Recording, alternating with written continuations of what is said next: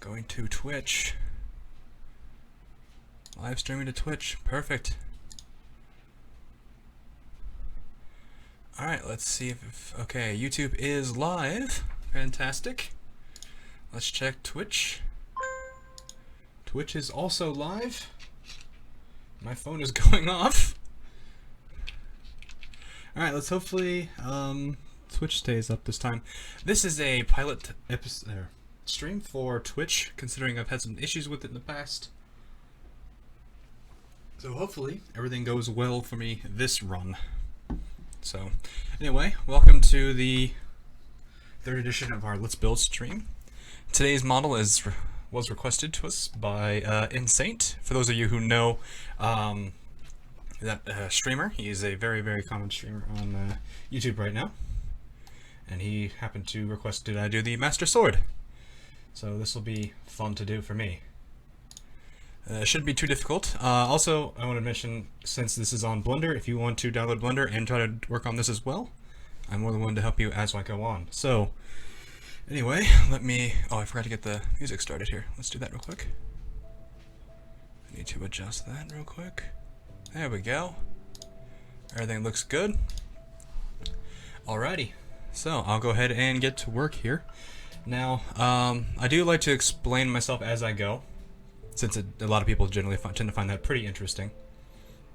So, unlike usual models, I like to break this one into pieces. So I think I have two or three pieces here. I'm going to do the hilt, the actual grip, and the blade. So I'm going to go ahead and work on getting the blade working and underway. So let's go ahead and rename this cube real quick.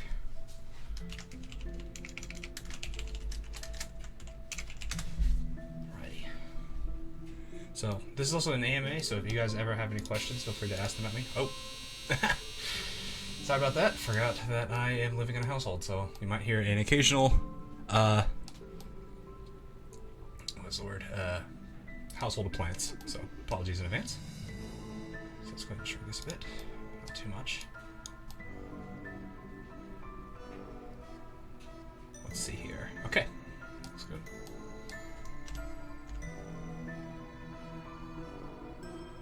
Let's not make it too big. Let's about right there. Alright. So what I'm actually going to do here is I'm going to go ahead and start expanding this a bit. I'm just going to do this in one fellow swoop. I'll actually go and add subdivisions in a second. So, let's go ahead and add these in.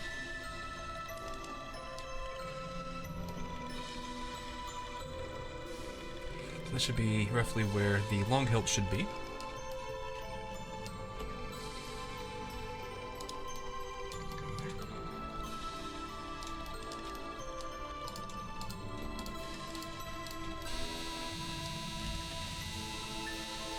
Oh, apologies again.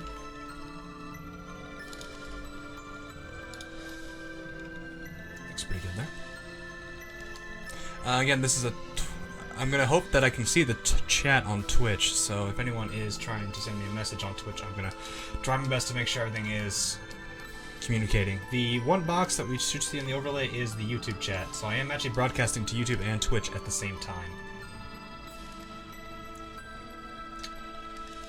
So, okay, here we go. So here's roughly what our blade should look like. This is the flat part. Not really the flat part, more of the actual blade part. The middle section where we have kind of like the detail going into it will be about right here. Then I'll go ahead and add in another area to kind of represent the bottom part of the blade going towards the hilt. So let's go ahead and zoom in here. Gotta get myself oriented here. Blender is not the greatest with orientation, but it is pretty good. So I'll go ahead and say that's good enough for there. Shouldn't be too much necessity for points there. So, okay. So it's about a quarter of that, maybe. Yeah, right there. So that should roughly be what we're looking for there. Alright, so let's switch modes real quick. Let us... Actually, I need to shape the blade bottom part first. So, what I'm going to do here is I'm going to go into face mode, grab these guys.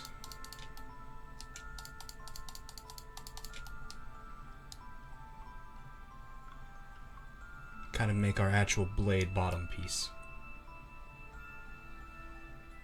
It should be exactly what we're looking for. I want it to be a little sharper, so let's go about right there. Yeah, it looks pretty good.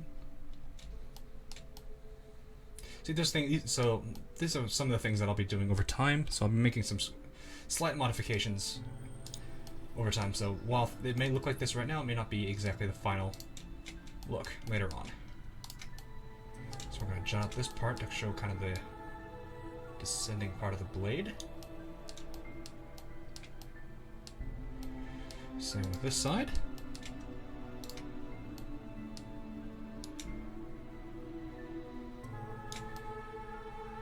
And this is where I actually have to pay attention a little bit.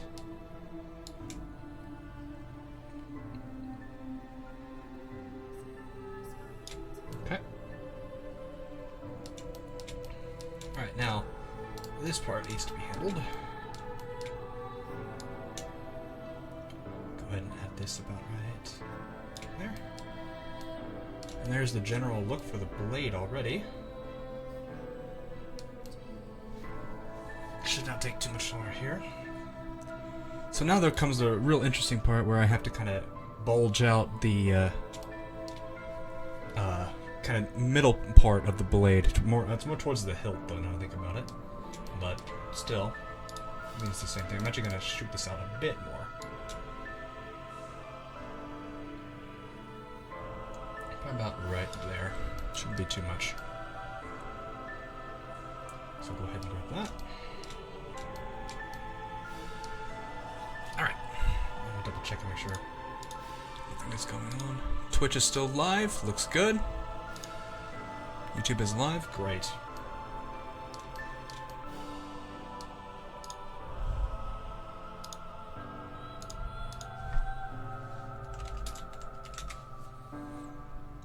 Alright, let me get this going right here. Alrighty. So I actually need to see how this kind of looks right now as it stands. That's actually pretty decent. There's a few things I think I still need to add, but I think for the most part, that's actually roughly where I want it to be. Alright, now onto this part.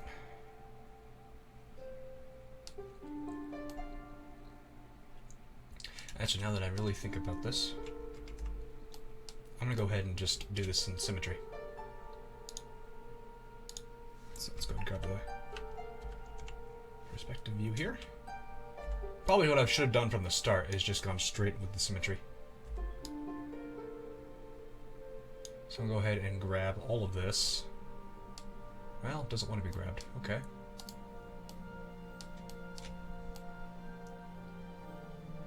Doesn't want all to be grabbed. I guess I'll grab it all anyway.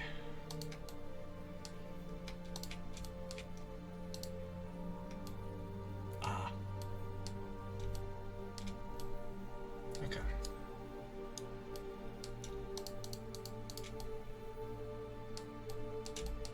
So give me a second while I quickly just grab these shapes I'm not needing anymore.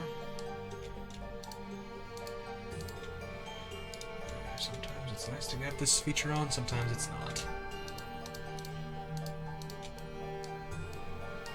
Let's see what we got going on here.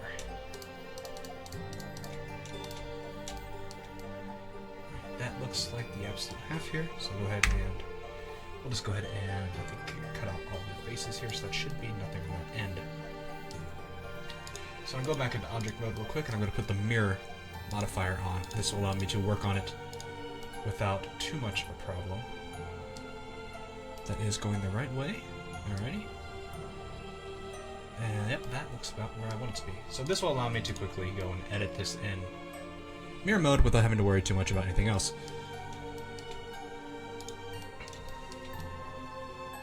Ready. So I need to kind of keep this symmetrical here.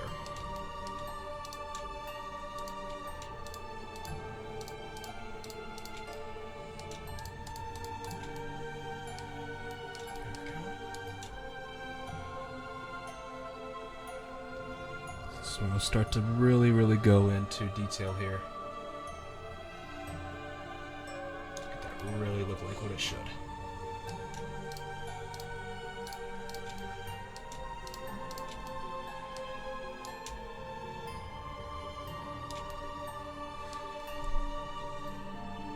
I'll be going back and forth between my reference photo just to keep an eye on it. Reference is key in these kind of things, so it is important to constantly have your reference helping you out here.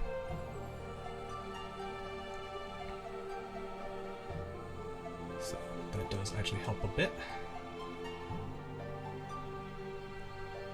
Might need to add maybe one or two more in here. Actually, I might just go back and undo that. That actually looks more like what it's supposed to be than the way I've got it right now. Okay, so that looks pretty good. Scale this by our Z a little bit. I want to make this a little flatter. Not too flat, but flat enough that it's noticeable. Swords are not very round, now that I think about it. So I'm going to go ahead and give this a kind of a grayish color here. So edit mode.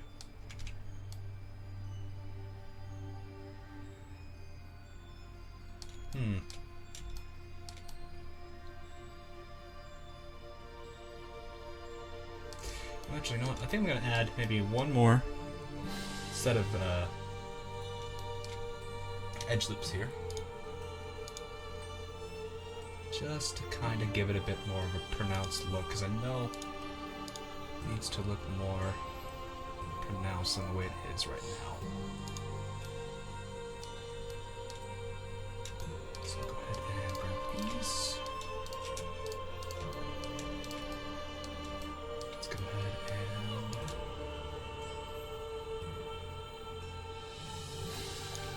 Alright.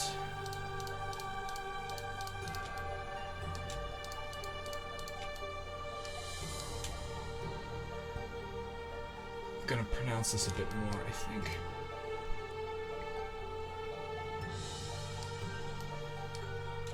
Alright, that's pretty good. So now I'm gonna go ahead and spread this out a bit more.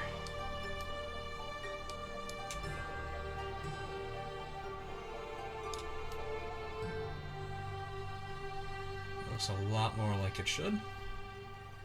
Good to see that.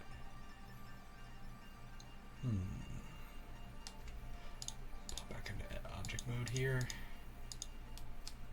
Object mode, thank you.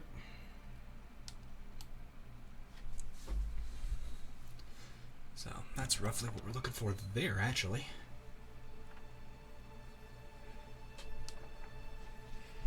Let me double check all my references here, get a good idea here.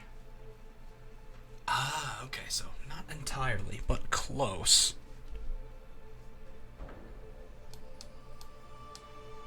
This part actually does not have a kind of sharp blade edge. It's actually flat, which is interesting, now that I've really looked at it.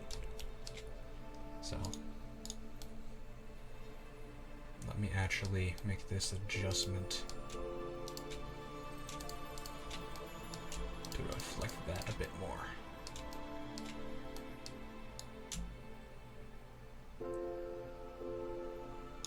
So should be...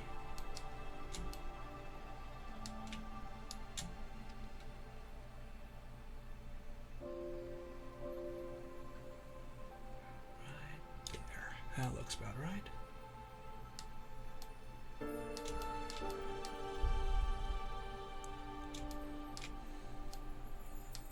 Whoa, whoa, whoa. Blender, please. And we do want this to curve outward a bit more, so I can't really do too much here on this end. Whoa.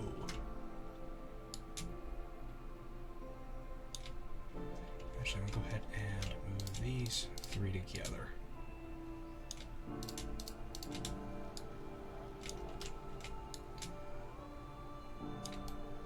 Again, pressing shift click to make sure these edges are the way they should look. And that is roughly what we're looking for there. give people a better idea as to how this is supposed to look, go ahead and add on a... I just realized the subscriber thing is showing older subscribers. I'll go ahead and add on another modifier called multi-resolution, and I'll go ahead and see how the subdivision works. Okay, it's a little too pointy. We need to actually... So subdivision here actually doesn't really help. And the way to fix that is we need more controlled edge loops throughout the entire object.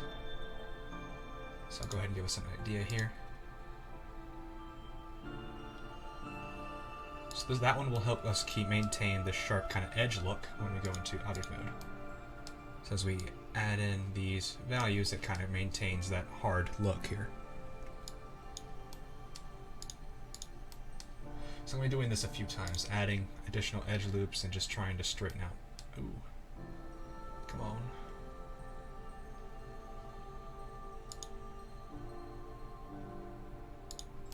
So I actually need to straighten out these guys.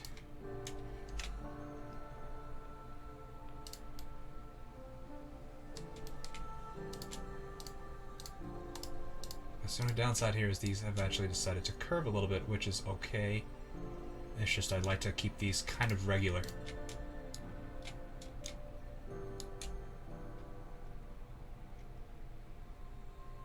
There we go.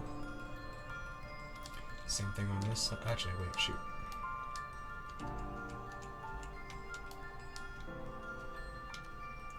Alright, so maintain a level of symmetry as well. I need to work on these bottom pieces.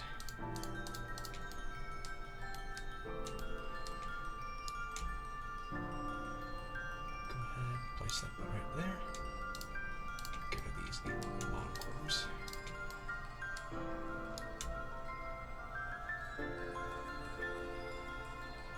Yes. So that'll help us out a lot more there. So it's a blessing and a curse to use the non-camera based selections option. It's nice because it helps you don't have to rotate the object as much, but it hurts you in that you might end up grabbing something you didn't want to grab, which can be pretty painful. You don't grab exactly what you want. Alright, so what needs to happen here is I need to make these edges count the way I want them to. And what I mean is I need them to be as sharp enough so when I do the multi-resolution modifier later on, they're going to be good to go. I don't think I need that one.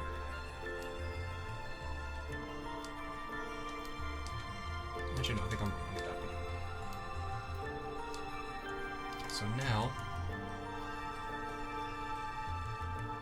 Okay, yeah, I did not need that one then.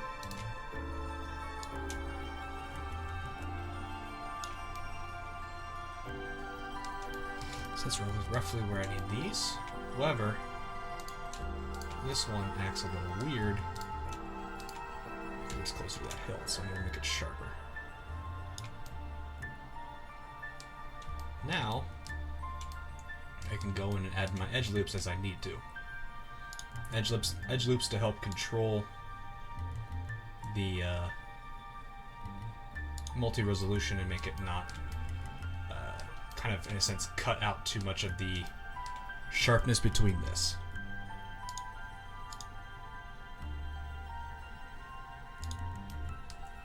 So now, while this is a very low poly looking sword, we're actually pretty decent shape now.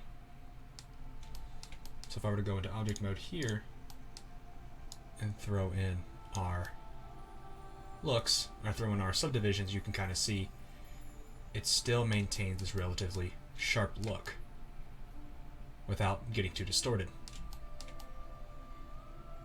I need to control this area down here and make this flat. Or I could leave it like that. Actually, no, I'm going to make it flat. That one is simply just done by taking the edge loop here and just placing it about right there. That should be really all I need. If I need a little bit more, it's probably just a control. But yeah, so there's roughly what that edge should look like. I think I am going to jut this downward a bit more, so it has a bit more room for its decal. Because it really is not much room to work with. I'm going to actually give it a little bit more. So I'm going to go ahead and go into edit mode again. So how I'm going to do this is I'm just going to go this mode, the non-camera see-through, do a marquee selection to get through all of these, and then scale by Y. I believe that should be fine. Should not mess with the general shape too badly. I'll say about right there looks fine. And that's roughly what we're looking for.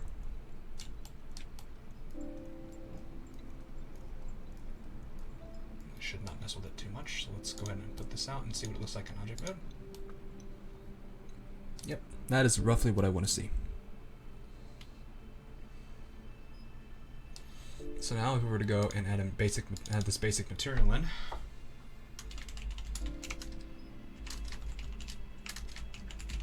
this is where I want to keep track of all of my materials and start naming them, since this will be extremely helpful to do so.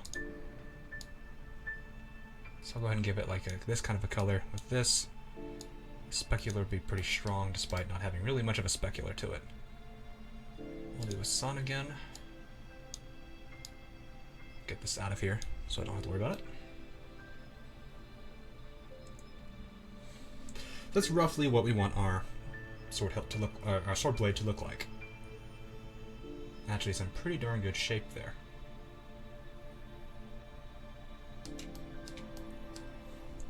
So now, I'm going to go ahead and add in our modifiers that we've got.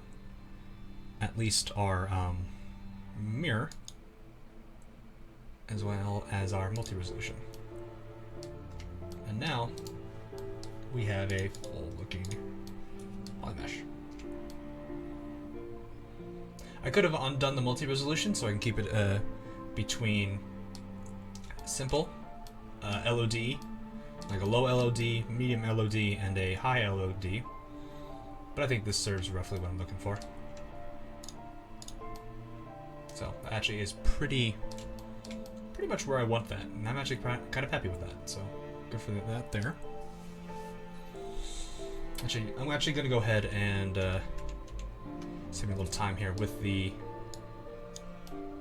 standard. So yeah, something that's pretty cool to watch is the multi-resolution modifier at work.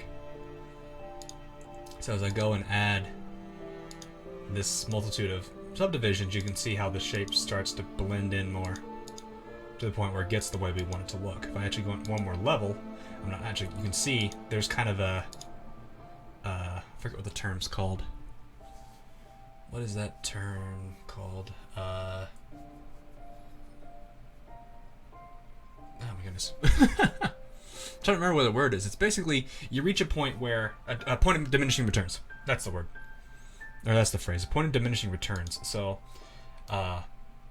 usually about two these subdivisions series should be all you really need.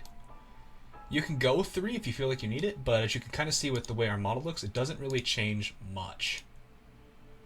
And as if you look at the very top up here, you can actually start to notice it's pretty, very top where our, I'll just go ahead and show you here. So the verts, our faces and tries, these numbers actually jump up pretty high when we go into our third series, which is really not what we want. So it's better to keep it as low poly as we can. Since if it's well, this is not really the situation where it would be used, but if it was to be utilized, then, well, we would want the, well, it would depend on the LOD at that point. So, okay, anyway, now that the blade is finished, I'll go ahead and work on the next bit. So I think what I'm going to do here is I'm actually going to work on the hilt piece, which there's multiple versions of this. And so what I think I'm going to do is I'm going to go ahead and make another shape here. So, S, cursor to center. Actually, what I'm going to do is I'm going to go ahead and select him and put Control or no, M. I'm going to move him to layer 2. That way I can kind of work on the other piece as I go. So now we move on to the next bit, which is the part above the like the handle that basically holds the actual blade in place with the handle. It's like the middle piece. Or actually, now that I think about it, I might just go ahead and make it all one big piece. The hilt and the blade. That might actually be easier to do. So, this is one thing that you have to consider when you're making models like this, is you have to basically determine how many smaller pieces of a weapon would you want to turn the project into, instead of making all one model, which is fine if it's something that's going to be like lying on the ground just to be observed. But in a lot of cases, certain things are better to have in multiple parts, so in that case, if we wanted them to be animated, it's actually a lot easier to work with. For example, if we were to take a gun, like a pistol, a rifle, whatever you want to consider it, and actually go and use it in a game, it needs to be animatable, so that, or at least rigged in, it needs to be at least constructed in a way where it can be animated for all of its, sequences it needs. The reloading, the actually cocking back the gun, all that kind of stuff. So there's a lot of factors that need to be considered when it comes to actually making some of those models that are used in games. So it actually comes in quite the handy. So one of the nice things about making my own separate model here, I'm actually going to rename this to Sword Hilt.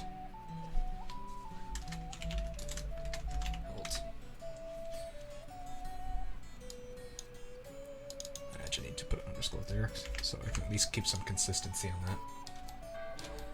So having them both on multiple layers actually helps, since it makes it pretty easy to control. LoZ is Legend of Zelda. There he is. Hello, how are you doing, man? So go ahead and let's see here. So what I'm doing right now is just lining up these so they're roughly about where they need to be. I actually need to be in this perspective, but it's liking to. Okay, actually no. That's what I need to do. Can I grab you both? Yes, I can. Just roughly where it's to be. So yeah, you actually, I believe, Rias caught me on my OS gaming stream. So this is what I do on my other streams, which is basically just make a bunch of 3D models. And these can come from just about anything under the sun here. So it's a lot of fun to make these. What I'm actually going to do is round these out so it looks correct, but I think we're okay here. So I did this so that I can see roughly the width and or not the width, the height of the hilt that we need here. So it's going to be pretty handy here. So I'm going to go ahead and go back into edit mode here. Subdivide.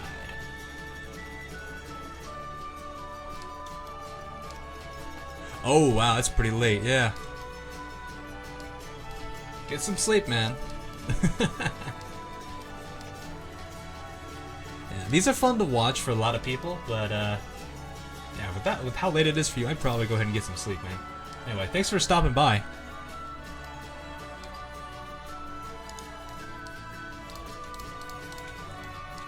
So I'm going to go ahead now and spend the time to go ahead and basically craft the hilt in its basic shape and then refine it. So I want to keep that same consistency here of certain shapes. So I'll be building this as I go here. So again, real quick, just rough shape of the actual hilt. I think I actually need to move the entire entity a little bit to the right. I think it's a little unbalanced here. Yep, definitely is. So object mode.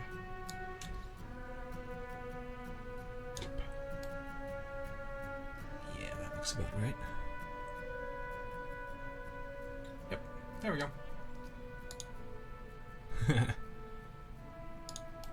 It will take some time. These are not the quickest of things for me to build, but I do enjoy building them when they're going underway here. Alright, so I'll go ahead and do. So what I'm going to do here is extrude this out a little bit more.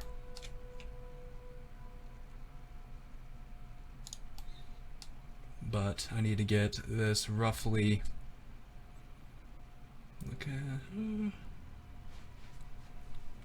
Okay. Yeah, this is going to take a little bit to think about here, because this geometry could be a little complex. But I think I can see easily how to make this look the way it should. Okay, so once again, just taking a quick peek at my reference photos and just building the way it should be.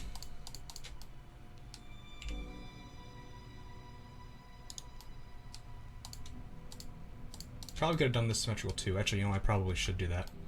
So give me 1 second here. That would save me a lot of time to go do that. So let me switch to this. Ooh, okay, no, don't delete those. Don't delete those. Faces. Modifier, mirror. There you are. That's about what I needed to see. All right. All those settings are saved. I like the fact that it's doing that for me. Alright, so back to this mode. Turn off camera selection.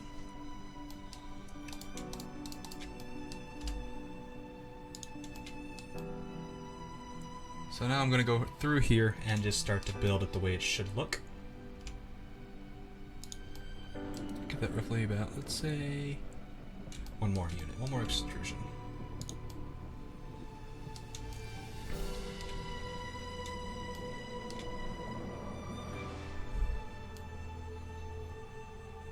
So now what I need to do is I need to just go ahead and grab all of these little guys.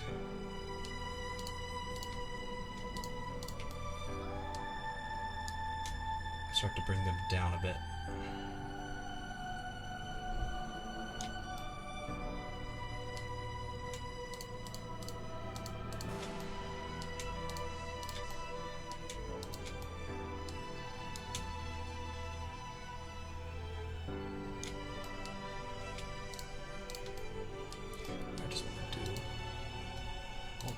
Nope, not that way. That. Okay. I guess now I think about it, that probably doesn't work that well.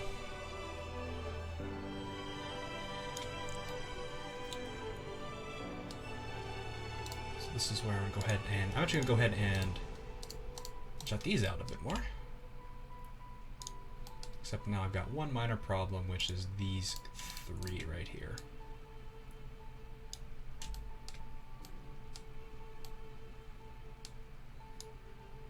You're not making a face here, are you? You are making a face. Stop doing that. No faces.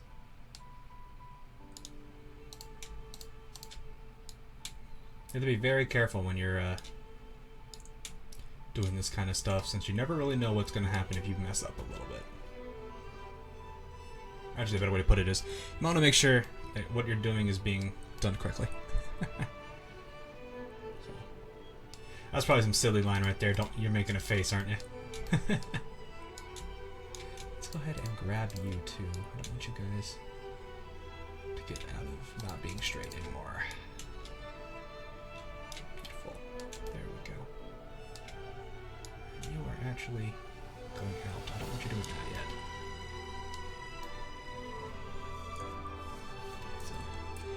So, okay, let's see.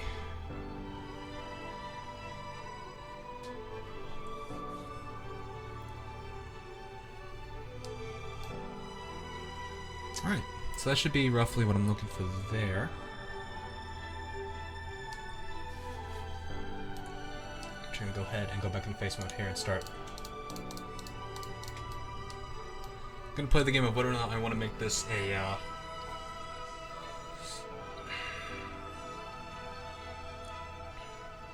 one more out, or if I want to go ahead and just say we're good here.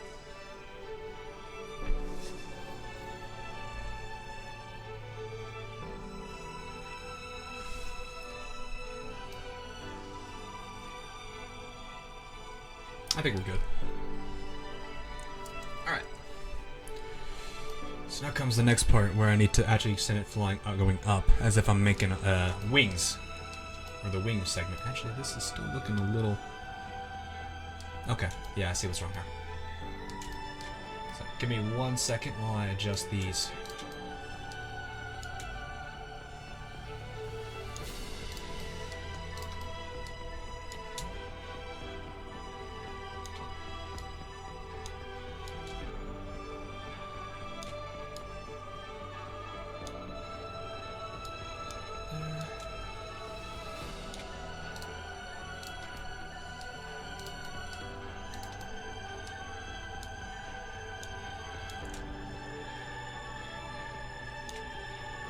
See, the lines are going to be a little wonky here, just since they're the way it's set up. There we go, that looks better.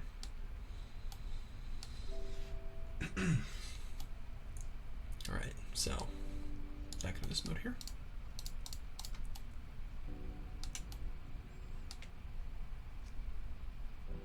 Let's go ahead and extrude this outward.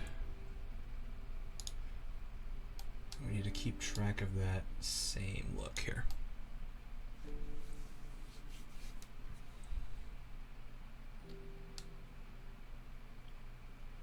I want to go ahead and just say I'm going to do 3 extrusions out this way. So, actually no, I'll do that. Shape them as I go. Right here. Okay. Back up a bit more now that I'm looking at that. So that's starting to look the way we want it to. But the main reason I did this is so I can grab these guys right here and start to extrude them up and this way. Okay, not that much, but close enough. Actually, almost kind of looks like it's going this way first. So extrude again.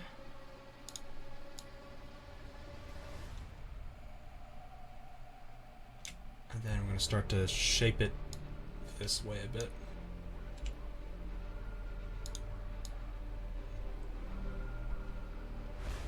Actually, something I just now realized.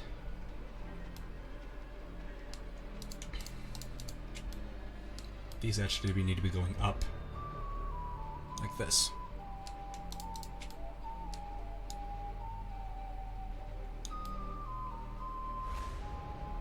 That's gonna be a weird looking geometry there.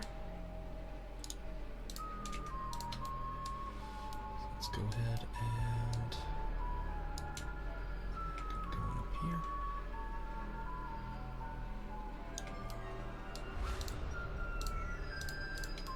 Not sure how it grabbed that. That'll work. There we go. Looks about right.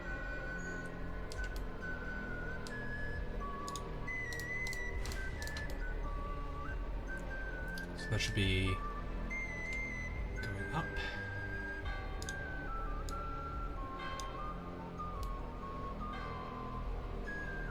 Doing that. Okay.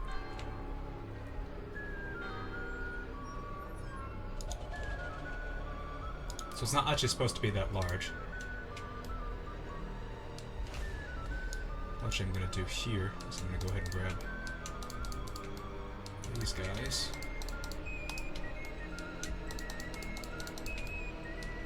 Time to jam right on back a bit. Oh. Please make sure you grab all your sides before you do anything else.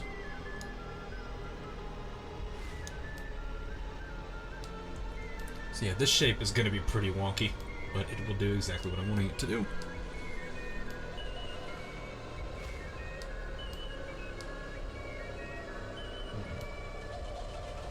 I think what I'm going to try to do here is I'm actually going to try to line these up a bit more right about here. but something I'm going to go ahead and kind of give you an idea here is that I can expand these guys out this way. Whoa, that was a lot more than I wanted. Just to kind of show this look. That's funny looking. So you can actually kind of see the hilt come into play here.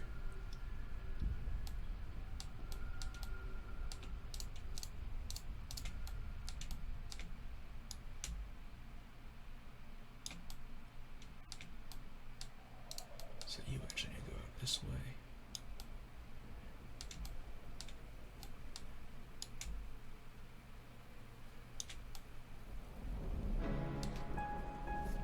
Okay, that's about what we're looking for.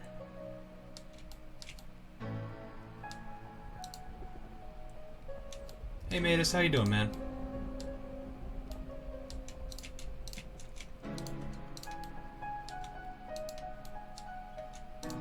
These guys. Oh, that.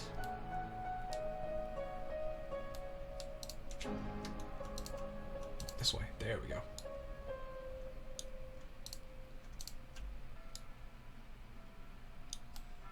There we go. That's what I was looking for.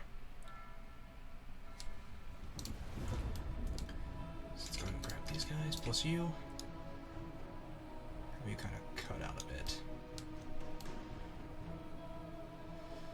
It's not exactly what we're looking for still, but we're getting close.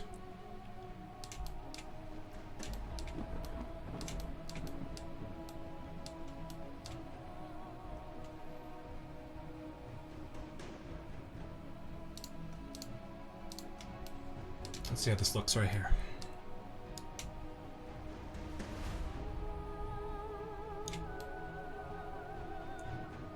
So yeah, okay, that's where we still have a problem.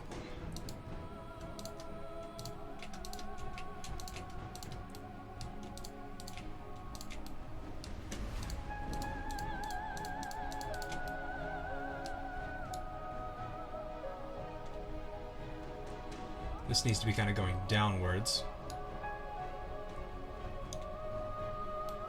Not too much, but enough that it's noticeable.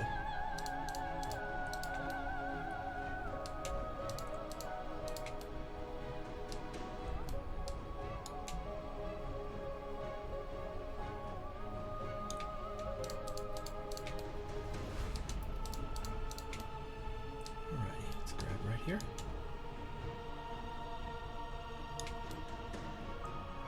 That's about what we're looking for right there.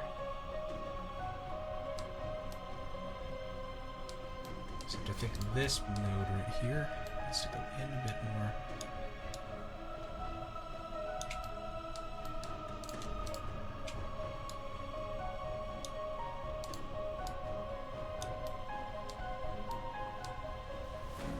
So we need to bump these two forward a bit.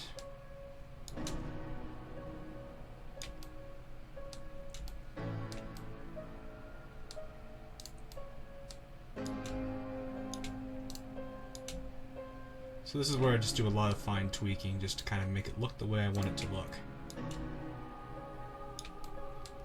I think this one actually needs a little bit of a bump out this way. I don't want to bump out that way so it's flush. Alright. So it's kind of looking like the way we want it to look. I'm actually going to go in and add in the individual levels that need to be added in to give it its actual final design look. And the problem I'm going to only have at this point is I need to kind of flatten out this way and design it to look a bit more the way I want it to, more flush. So I'm actually going to go ahead and see what it looks like to put on the multi-resolution here.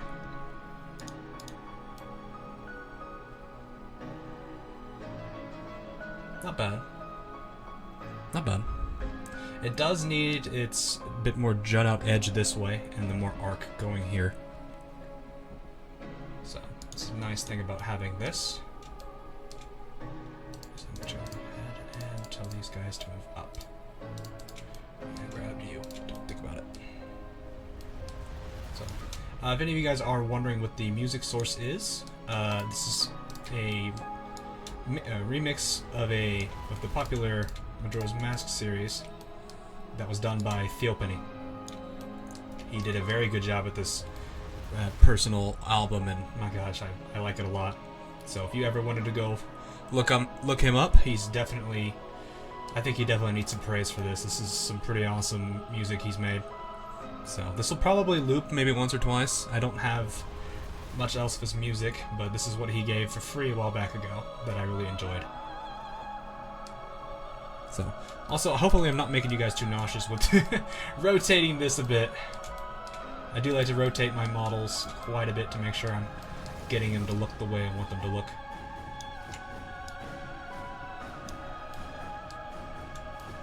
Listen to new Bajils.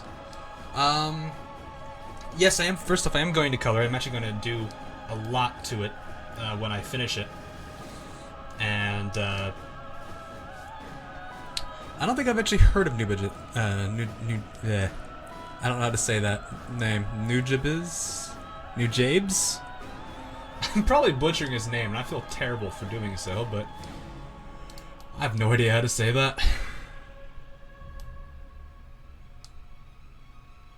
So actually, now that I think about this, this one needs to line back up here.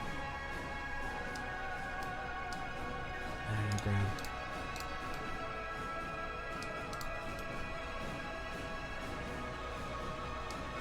Okay, so you're cutting into yourself somehow here.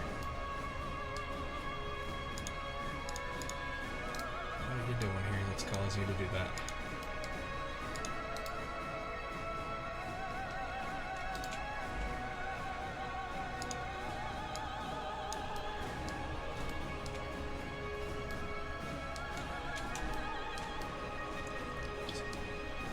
Yeah, like I said, this the guy who made this album, he did a fantastic job. So I don't remember I don't know what his website is, but if you guys can, I'm sure it's pretty easy to find him, and definitely give him some love, I guess would be the easiest way to put it.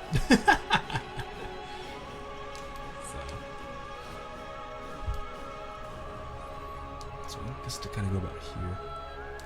I'm actually going to tell this to go down.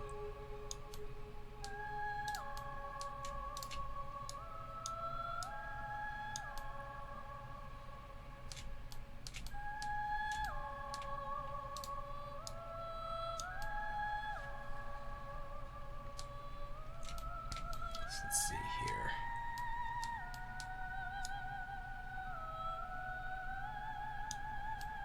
Hey, Same. How you doing, man? Grab these two. Pop this out.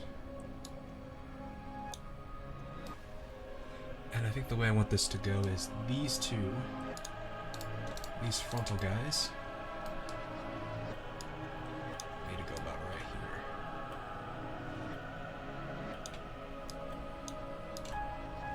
right here. I mean, it's pretty much where I'm wanting it right now. I've actually been pretty happy with it so far. The blade's turning out really nice. This might need a little bit of a tweak, but I think it's doing pretty good. I just set the keyframe. Don't need to set a keyframe here. So I'm actually going to tell these to pop out this way, but not as much. There we go. I just woke up though. It's still 7 a.m. here. Man, it's actually about to be 8 p.m. over here, so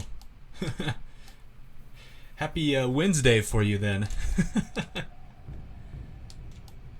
So let's see how this is looking from a standpoint here. Not looking too bad. Definitely needs a bit more to it here. Oh, so you're 1 hour ahead of me. It is 1951 when I saw that chat message. So yeah, exactly an hour. Interesting. Okay, so what I need to do at this point is I need to actually straighten. This comes back to that same problem I had last time, is I need to start straightening these out more.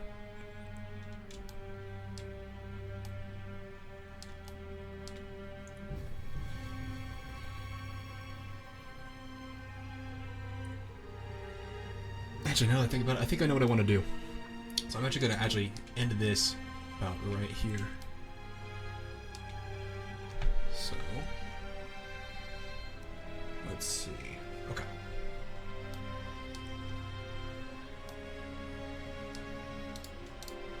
So what I'm going to do here is I'm actually going to start to line up these lines a bit more. Make them look the way I want them to look. Alright, actually it's more to match the actual outgoing line from with the rest of them. So make it a lot easier for me to kind of keep it all together. Let's see what I got going here. From Brazil. Hey! Don't think I had anybody from Brazil, so you're definitely... You get to be the first person from Brazil now, so congrats for that. Actually, what I'm going to do here now is grab all of you. Let's see how this looks. So I'm actually going to separate the grip once more from the rest of it here. So let's see how that looks. This needs to shut. Oop, nope, nope, nope. You.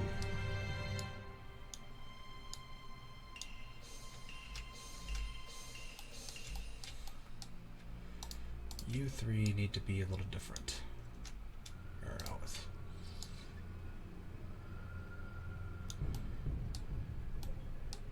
Trying to get this to where this stays rough face while this doesn't really get bothered too much.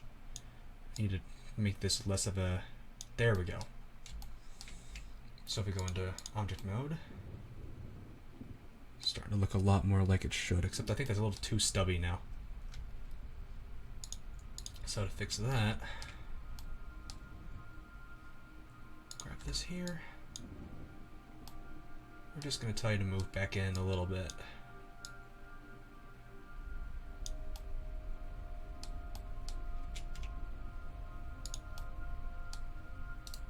Then just kind of peek these. There we go. That's what we're looking for. There we go.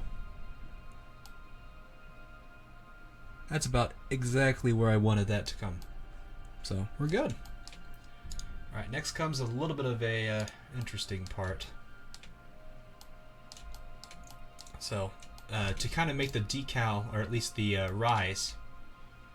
Did I? Okay, no. Okay. I'm going to add 3 individual edge loops here.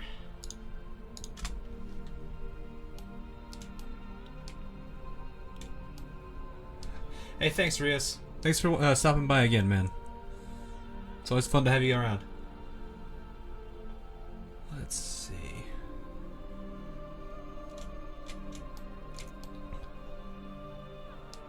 Actually, I need to get these.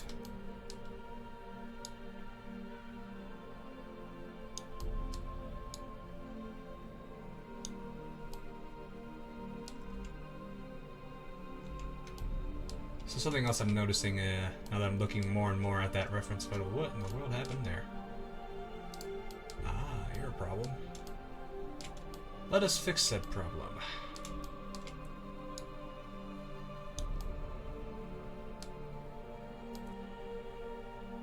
Oh, I didn't do this side too. That's a bummer.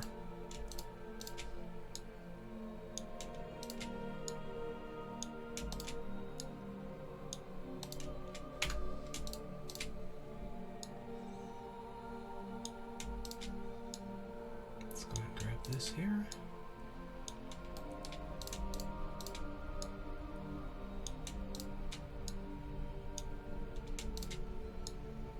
There we go. That's roughly what I was looking for here.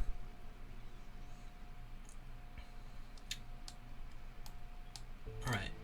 Now that I can hit this. So one thing I was noticing is it actually kind of does a bit of a smoother transition into this point. So I'm actually going to lower this and push it in a bit more. Not too much where it will cause problems with this part, but enough that it will be noticeable. Just going to adjust this a bit more.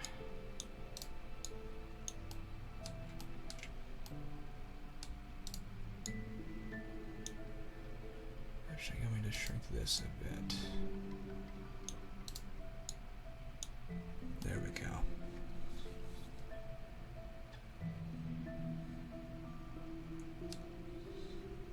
I feel like I'm gonna make somebody nauseous eventually with the way that this is going. So push in, push down. Now, I can grab these guys right here and push them in more. That way, when I switch into this mode, it's a bit more rounded. It's not as pointy, it's more rounded. Alright. So next comes the slightly interesting part. Not you. Actually, I think from here, I don't want that. So I'll jump this up a bit.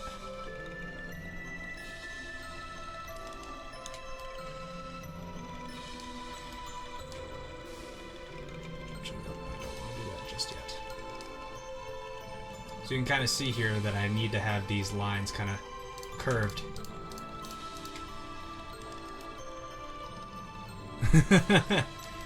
I'm glad it's at least in 60 FPS. It took a little bit of messing around with my broadcaster settings to get it to 70, but thankfully my internet's pretty good for that.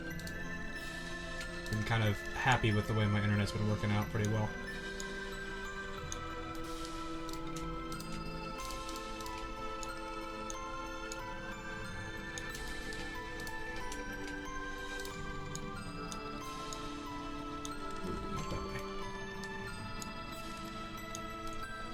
So that's a bit more of the curve we're looking for here. So now what I need to do is go back into this. Do I want this last piece? Yes, I do.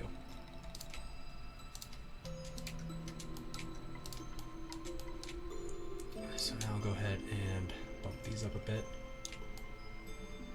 I actually wonder how that's going to look in multi-res. Let's go ahead and look at that.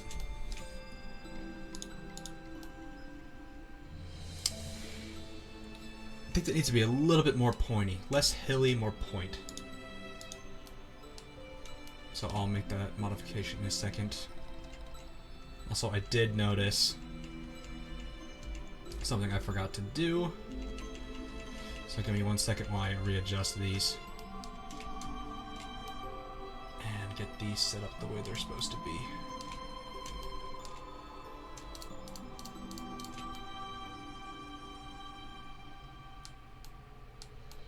Man, Blender, your rotation tool is a little wonky sometimes. There we go.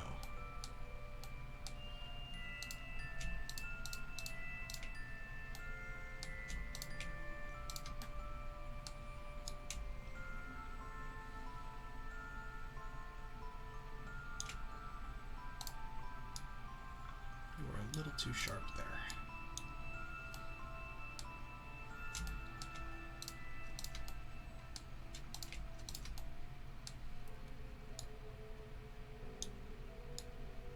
There we go. Yeah, that's about what we're looking for. Alright. So, now I'm going to go back and get what I needed again. This time around. And that should be reflected down there too. It's always better to do both sides rather than one if you're going going about an axis. And that way you don't have to worry about it a second time. Just go ahead and handle this right here. Should be roughly what we're looking for. Same thing on this side. Did I grab? Do I need to go one more? Yes, I do.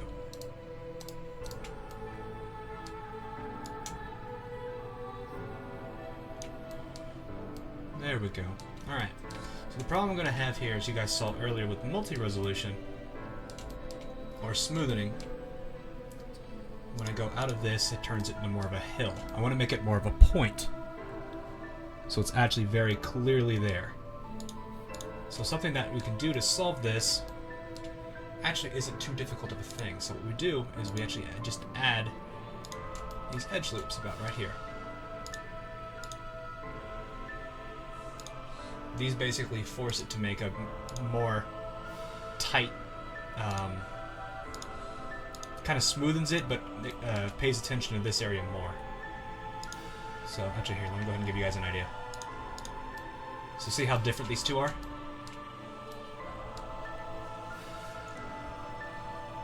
Really makes a difference adding those just few lines.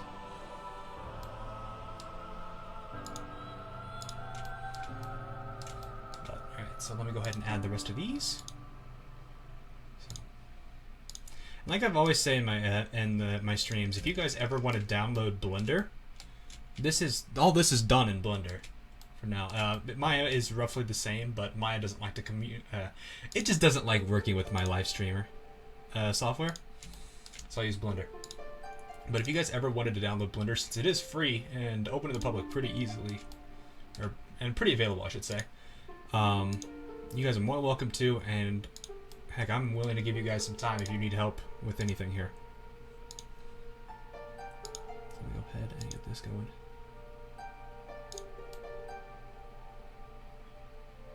So let's see how this looks now, guys. There we go. That's more of what we're looking for.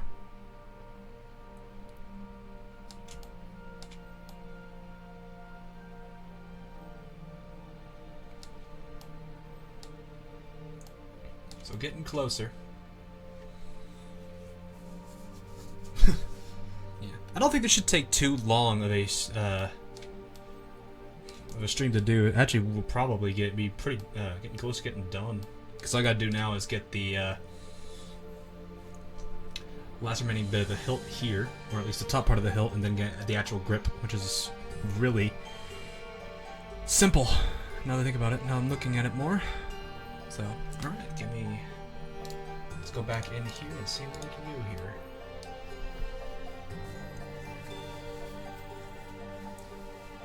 So something I'm noticing already off the bat is this is going to be a little bit difficult to make the latter part here. So what I'm actually going to do, and this is a bit of a cheeky shortcut. Actually, I'm not sure if I should do that. Let's try this out then.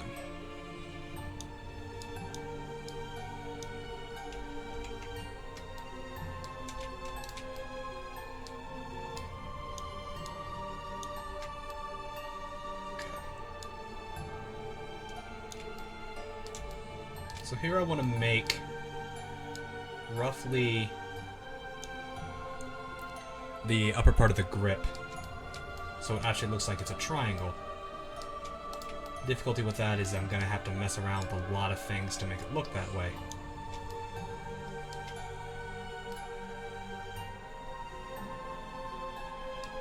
So actually I think this will be fine about right here.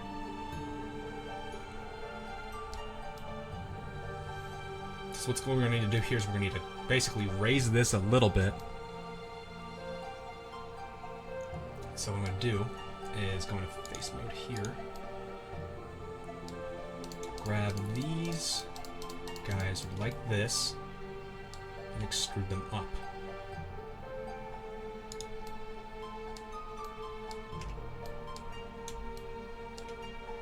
Actually, I don't think I needed that bottom row. So this row right here. Yep. Actually, I might just want to extrude those down.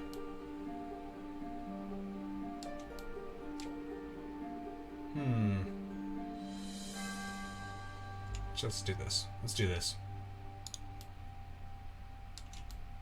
Let's see how this looks.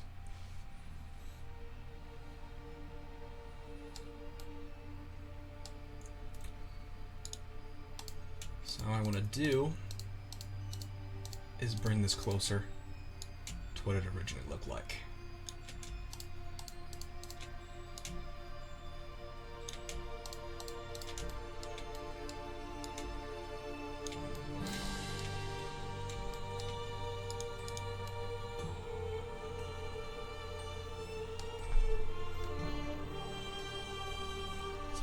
Yeah, now I'm looking at this. Ooh, whoa, whoa, whoa. A little too far.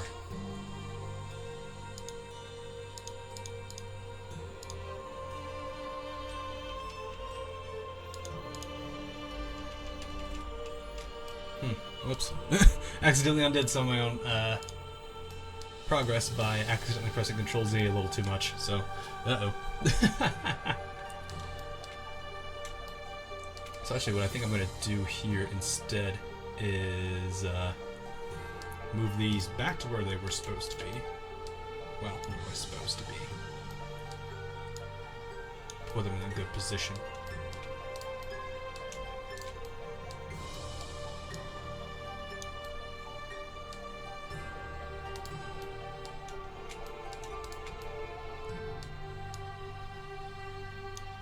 That's not good.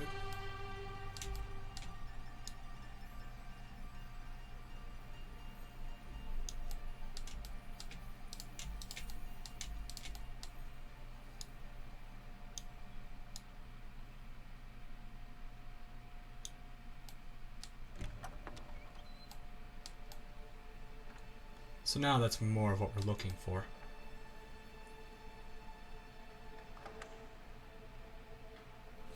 So what I'm probably actually going to have to do here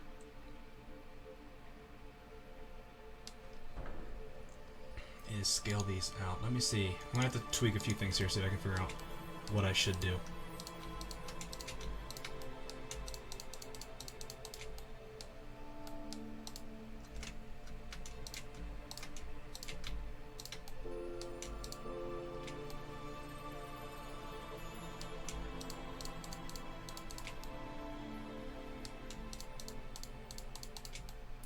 So let's see how this behaves.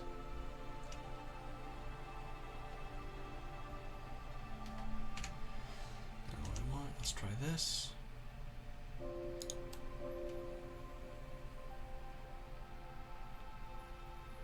That's not bad either. But ideally, I don't think that's what we're looking for.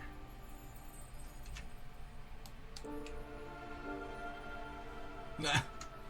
Definitely not what we're looking for.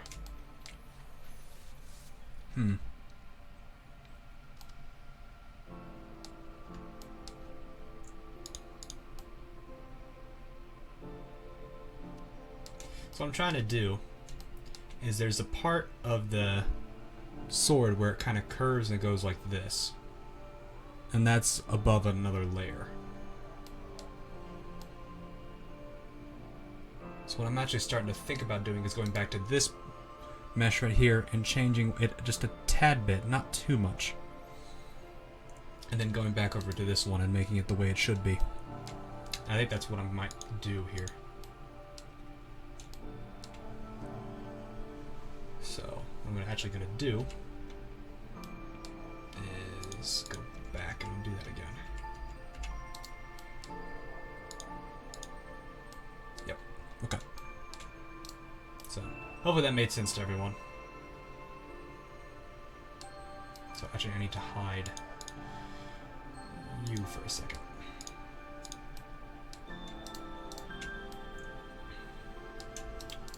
So what I'm going to do here is I'm actually going to lower the blade, lower this piece, I mean, and bring it roughly to where it should be.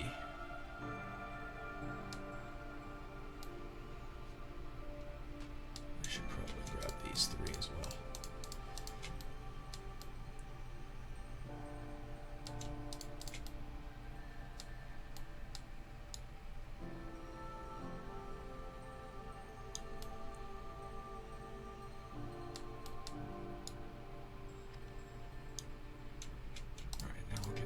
Get rid of this row.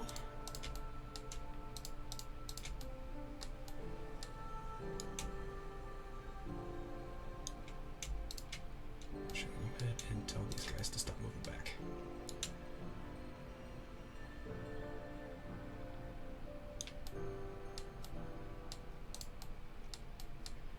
Need to adjust him.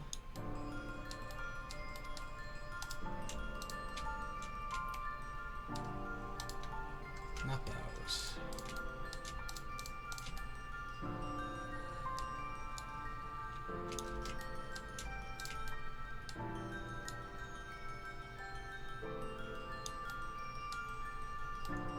I like that. That's what I was looking for. Perfect. Ah, what are you doing?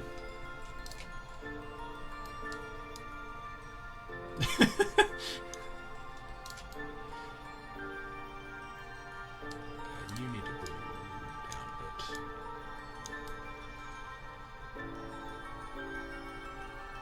Oh, okay, I see what's going on with that one.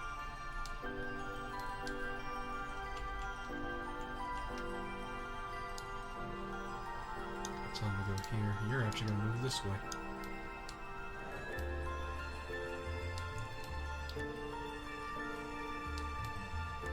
Let's see. So I need to actually round this out and make it the actual angle I'm looking to make it, which should be this rounded, almost like kind of smooth, like shape. I'm actually going to add a few loop edges here just to kind of help me get that done. So this will help polish this a bit more. Come on, there we go. Actually, so we need to kind of curve up that right there.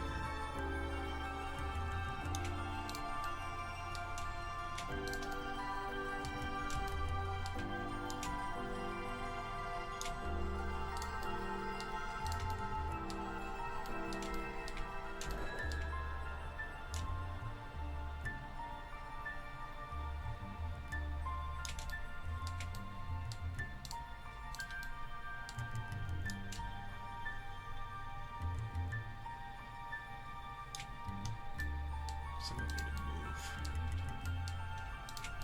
these two back a bit.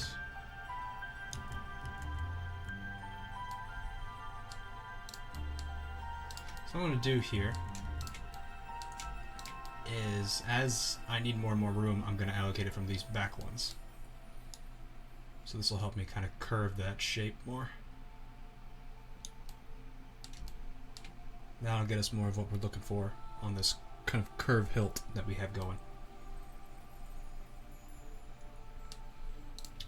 Then I'll grab these. That way I'm not messing up the back line as much as I did last time.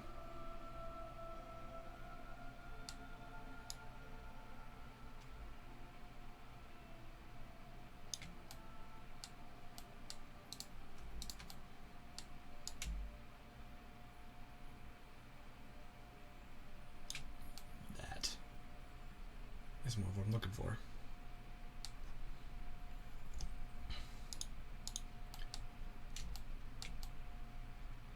And so to help us make sure I get this curve here, I'm also going to add another set of loop edges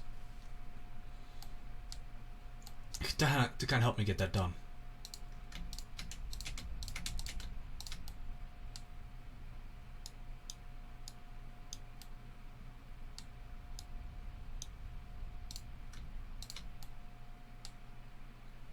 I just realized now these guys are going to be bumping into each other a bit more.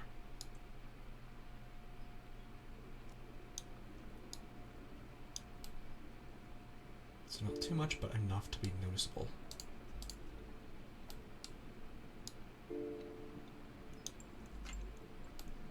So something you're probably noticing right here is this, or you probably didn't notice, is this is causing a problem, so I need to go in here and I need to fix that.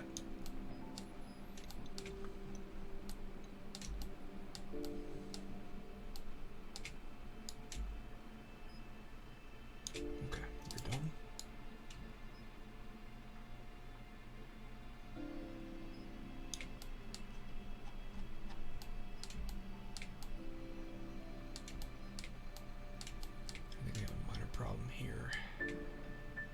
Yes, what are you from? Ah. Alright, that should fix that, I think. Let's check. There's a little bit of a tear going on in the back here. Oh yeah, there it is.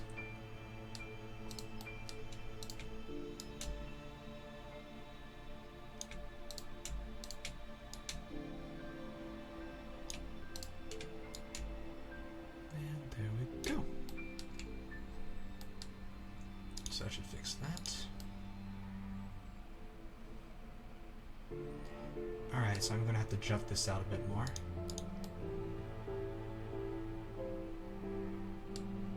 Since I know this needs to be a bit more retuned.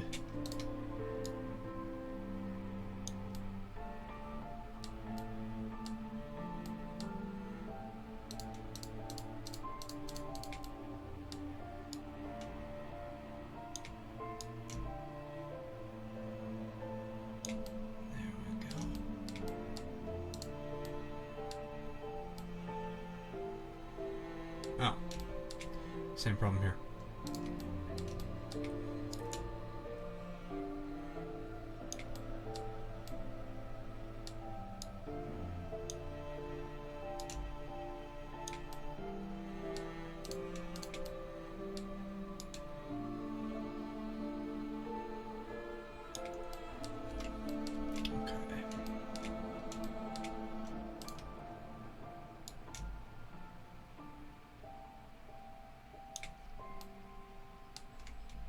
So now if I go into this,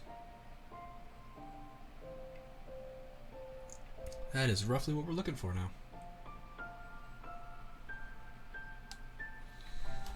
And that will help on that end right there as well.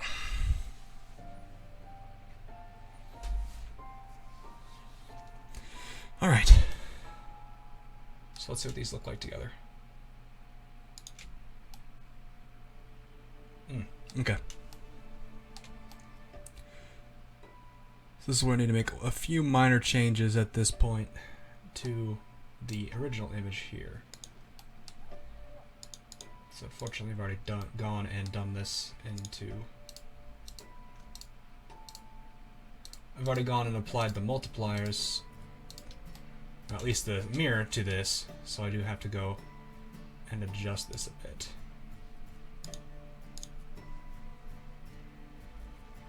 So...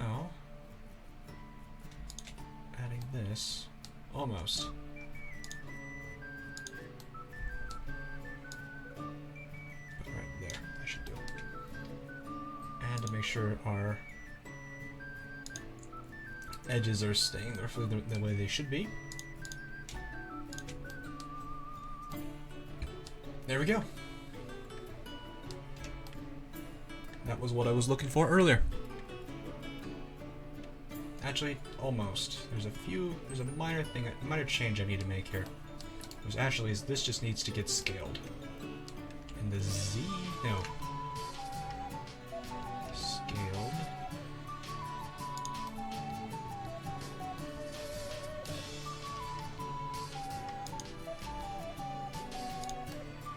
There we go.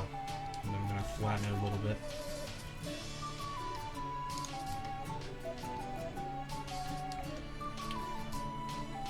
That is actually a lot more of what we're looking for, but now you can start to see how it's starting to take this. I can't speak English. Now you can see how it's starting to take place, though. Actually, it's kind of cool to look at. So, that is coming together really nicely. I'm actually going to go ahead and add in one of the pieces I wanted to add in earlier, which is the diamond piece.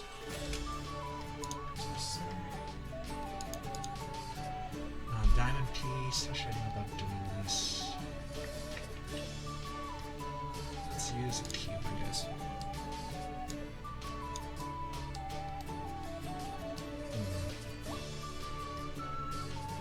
Okay. Yeah, let's see how I need to do this. Let's see how I need to do this.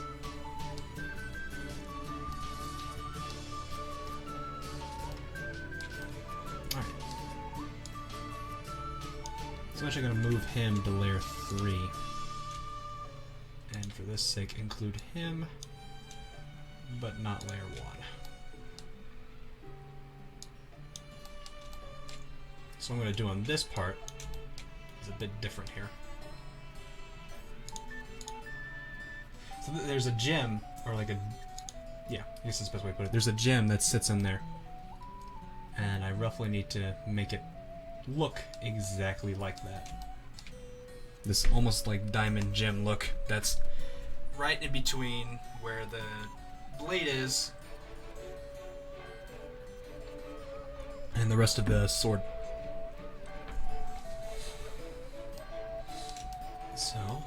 do here is model this to look the way I want it to, which just jut him on it.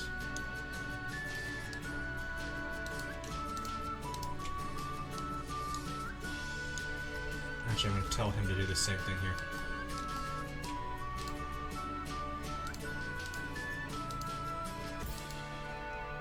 I don't think he understands how it actually works on this bit. So I'll go ahead and delete the verts here, making it a half again. Go into object mode. Add in our mirror once more. This is so I can make sure I'm doing everything perfectly the way it should. Add this and that.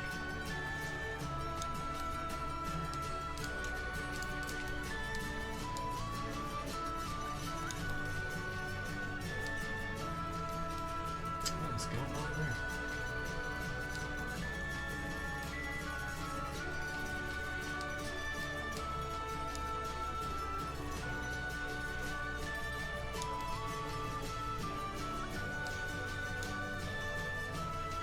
Oh, okay, yeah, that's what I'm looking for. Yeah. Right.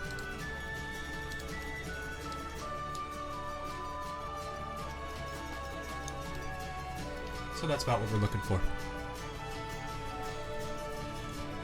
And to make sure it actually goes the way I want it to. Tell this to jet out a bit.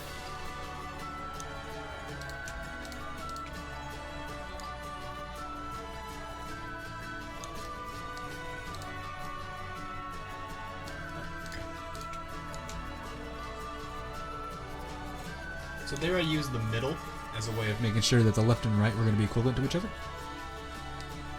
And now that that's all done, I can go here and use this point the way I want it to. That way, it's a pretty much perfect, almost perfect diamond.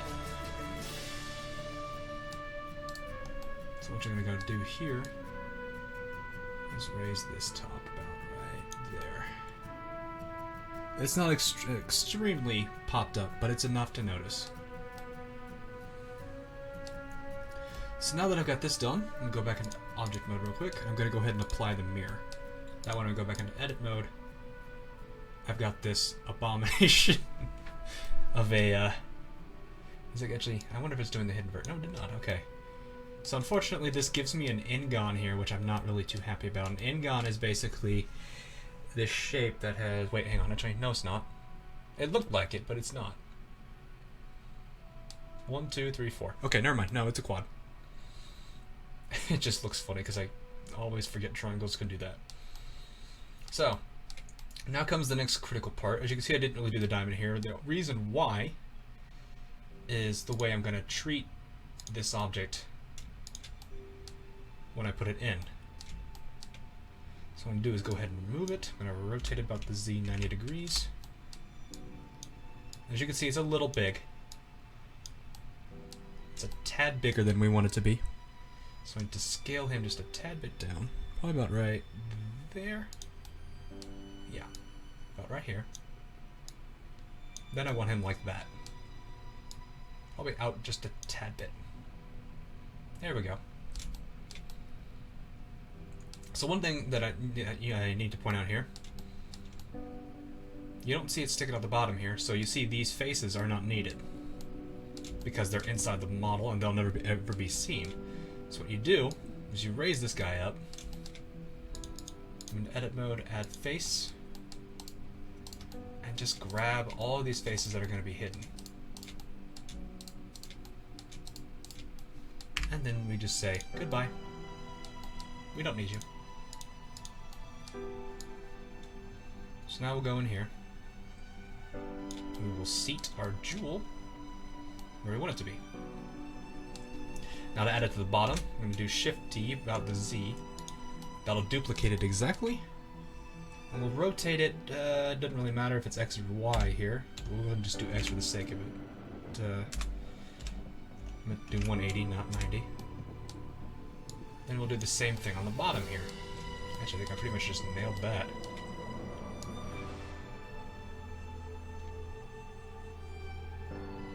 About right there. now we have a symmetrical model in all directions. Exactly the way we wanted it, which is great. Alright. So I need to actually go back to layer 2 here and adjust the way I want this sword to look.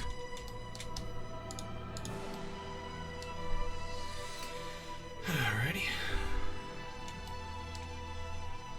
So what I'm going to do here is go into build mode.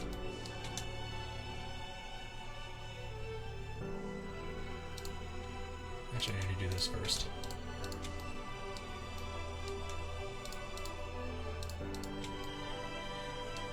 Let's go ahead and slide these up here. I'm trying to go ahead and do the same thing here with these guys. Let's just grab the whole control loop. Or the whole edge loop. Then I'll go ahead and subtract these guys. So I'm going to shift him up.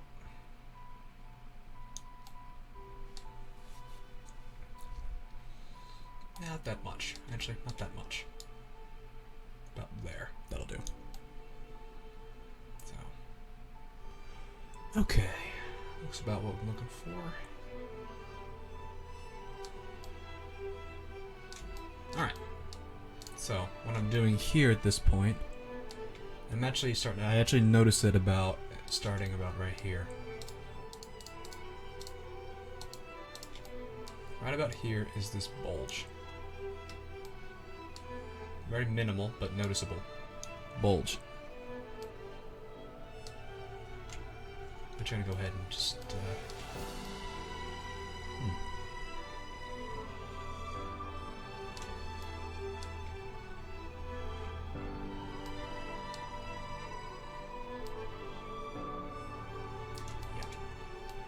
Let me see how this looks for a second. Not that much, not that much, not that much. Actually, this needs to go under.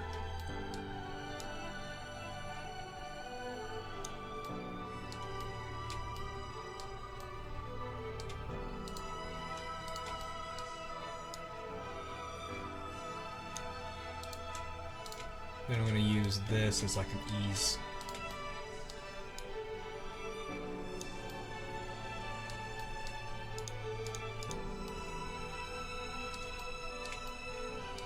So as you can see with multi-resolution, it really hides that. We don't really want that hidden, so what we need to do is, what I've already mentioned before, just add loop edges right around where that should be.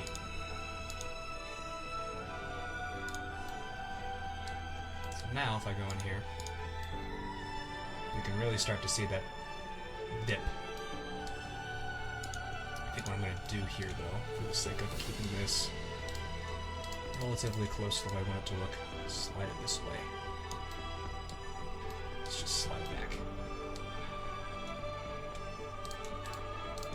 And tell these guys to skip ahead.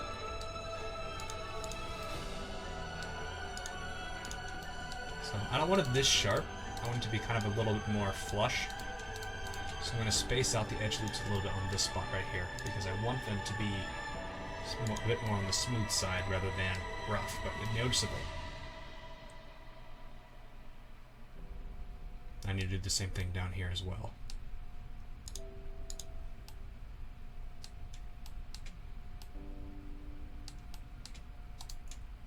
So from here to lower should be enough. Oh, I did not grab you.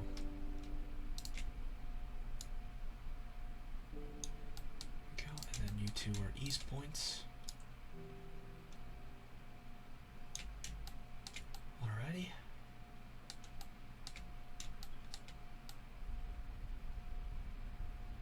Okay.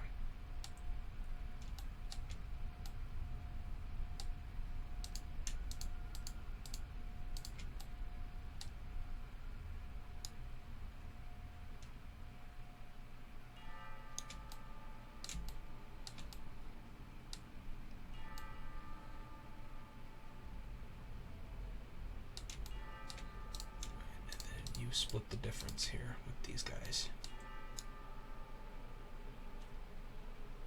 About there.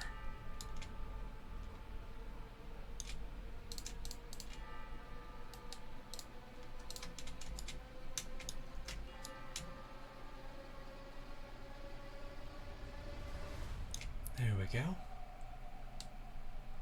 That's about what we're looking for.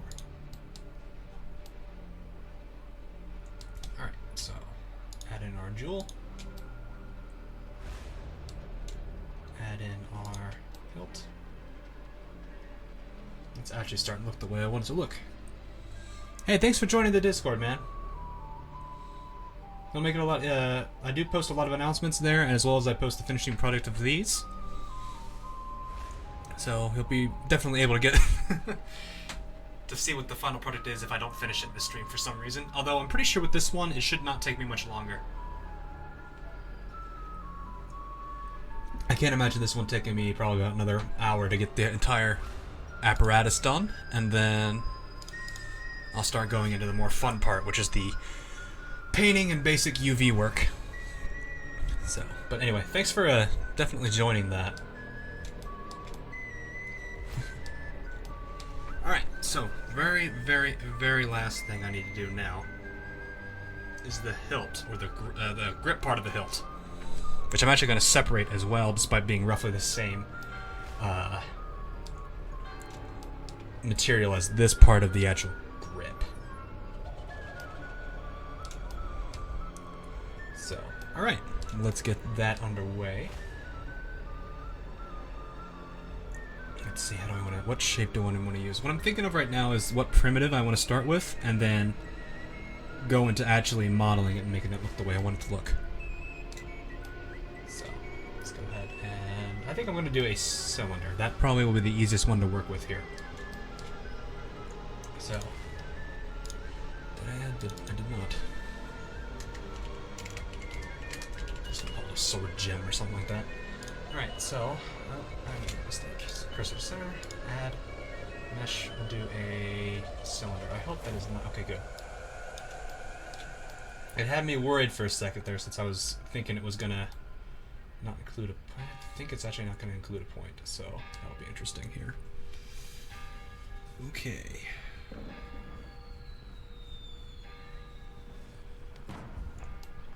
So what I'm thinking here that we need to do, I'm just gonna tell this to go to page 4 here. This. So the hilt should look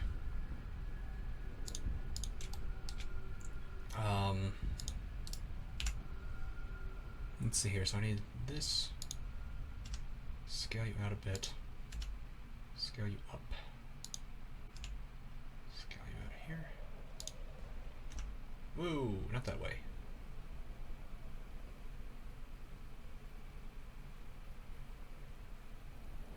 I want to do it to about right here. I'm actually going to zoom this up a bit.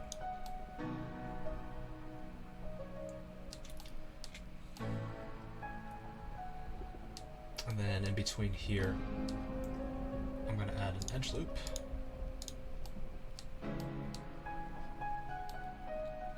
So the one thing that's nice about working with cylinders, I don't really have to worry about mirror too much. So. Alright, so I need to scale this roughly compared to the rest of the others, or the others, so put these guys all on, so I can see the 90, the other way around.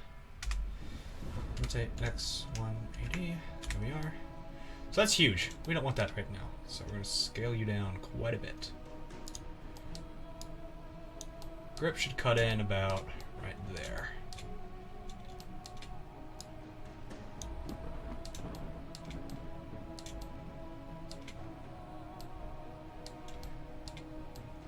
So yeah, this is actually pretty normal to do this kind of things, this kind of stuff with objects, is just kind of shove them into each other. Actually gives it that the look we're wanting. So I'm actually going to go ahead and extend this part. Yeah, now you can really start to see how it's coming together. Especially since this is the actual last part of the sword coming into play here. Let's see about that.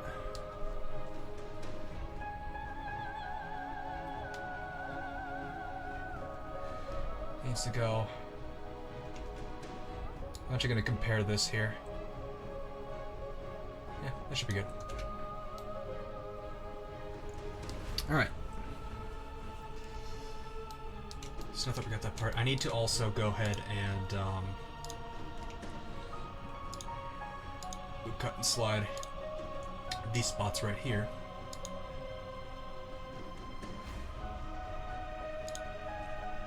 That way, that does exactly what I'm looking for.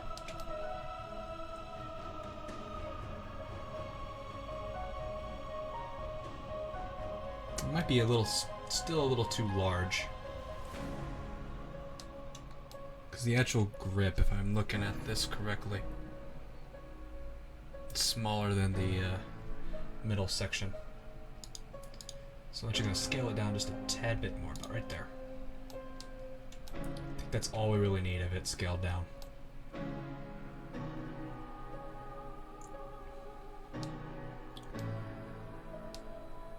Wedge him in a bit more. So I'm actually going to go in here and kind of cave it in to kind of match this sort of arc, or not really arc, point system going on here. I'm actually going to I need to smoothen this out a bit here too. But I'll do that in a second once I get the rest of the grip done here. Cut, slide about right there. Cut. So I'm going to extrude you out of it. So about right here. I'm going to scale you pretty large. There, maybe. Yep, that will do.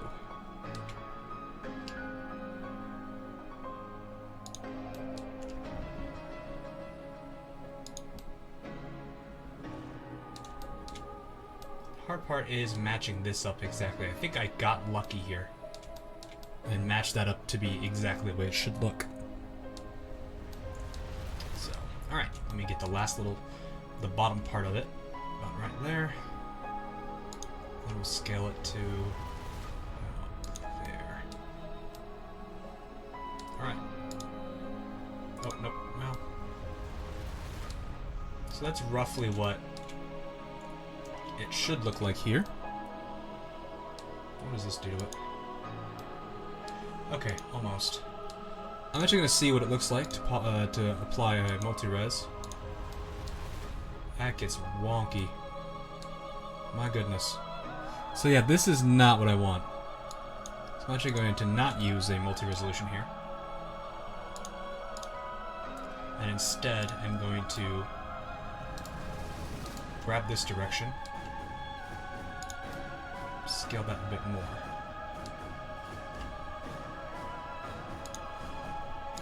Then I will grab two here.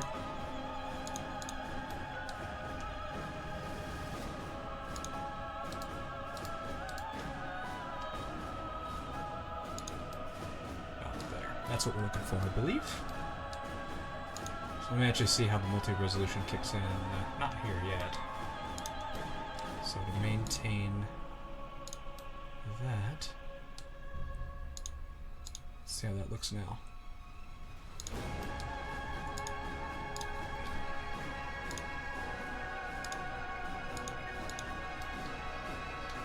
Close.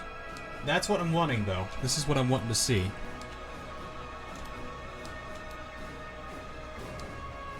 As well as this needs to be a little bit more controlled. So, okay, give me 1 second.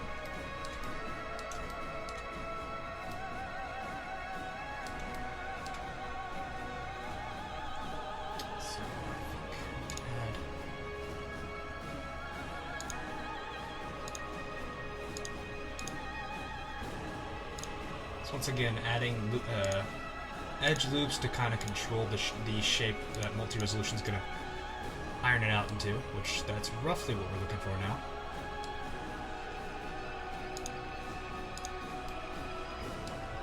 So Alright. I think that is basically most of our handle. Do need to come in here and, whoops, not that way. There's one problem with trying to do edge loops. Okay.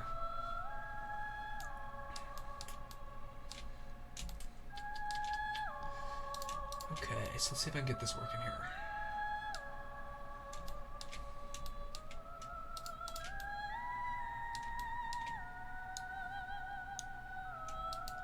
Let's see how... I'm actually going to try these three.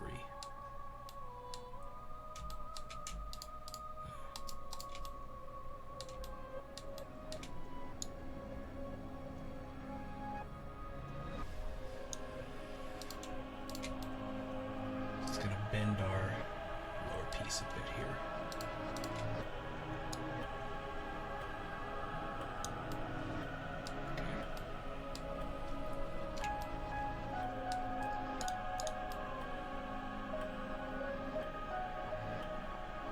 That is roughly what I am actually looking for, so fantastic.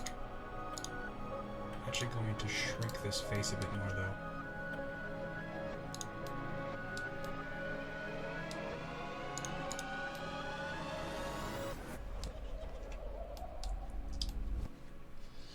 And there we go. That is, for the most part, what we're looking for in that regard.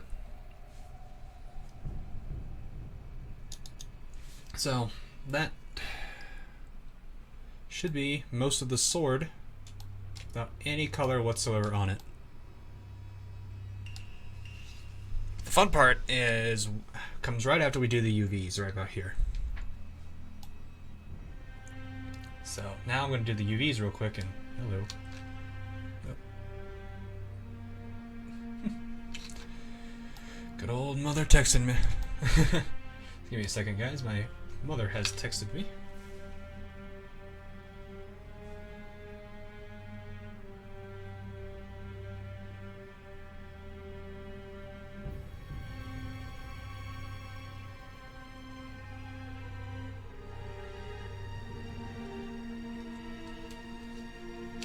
Alright. So now comes the next real hard part, which is our what we call UVs. Actually, I think with the way that this is going to work, it should not be that difficult whatsoever. So I'm actually going to go ahead and apply our multi-res to the parts that I want to go ahead and add them to.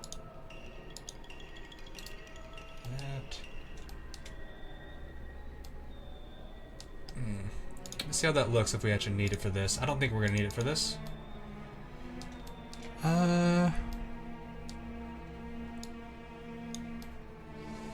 Nah, we don't need it for you. So yeah, that one will not need it, which is actually gonna make that a lot easier for us. So you've got yours already applied, it looks like.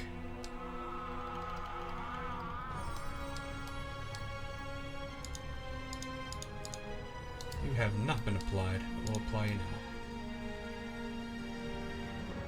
Okay. Sure. Okay. So, what I'm quickly going to do real quick is just make materials for these things. Just so that way I have something to kind of placehold them. And then I'll get to the next part, which is the UV. This should be actually extremely easy to do.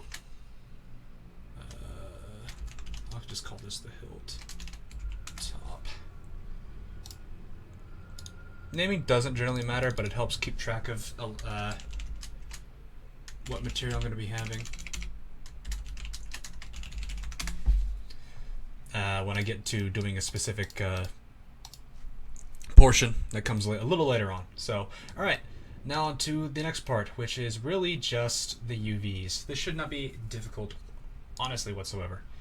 So, to do this part, I'm going to edge mode here. This is actually a pretty high poly.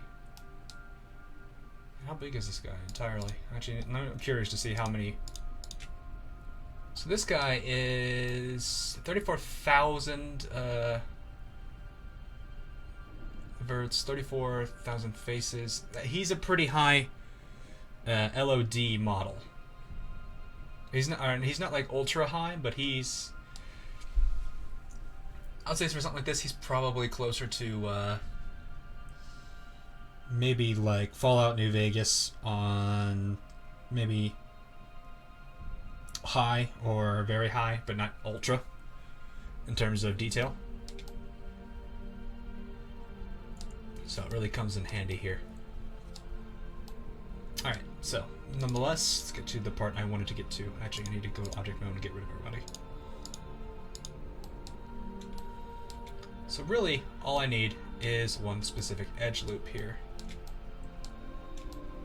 This edge loop's just gonna literally just cut it in half. Make this extremely easy for us to work with. And I'm gonna mark this seam. And now, when I go over into this mode right here, press and hold A, or press A to select all, and unwrap the thing. Let's take a few seconds, but there is our two sword halves. Makes this extremely easy to work with. I'm going to go ahead and scale them a little bit. I'm actually going to go ahead and rotate them to 90 degrees. Okay, no. Okay, 180. I'm pointing up now. So it has, for those of you who don't know what UV is, it's in a sense taking a 3D object and mapping a 2D image plane to it. This will allow us to color it and make it look the way we want it to look, which is extremely beneficial. So let me go ahead and try to grab everything I can here without grabbing the other half here. I want to separate these so it's a clean looking UV. So that way when somebody looks at them, for example, they're not gonna like want to cave your head in against a wall because they can't figure out what point is what. So I'm going to go ahead and separate them here. And really it doesn't matter.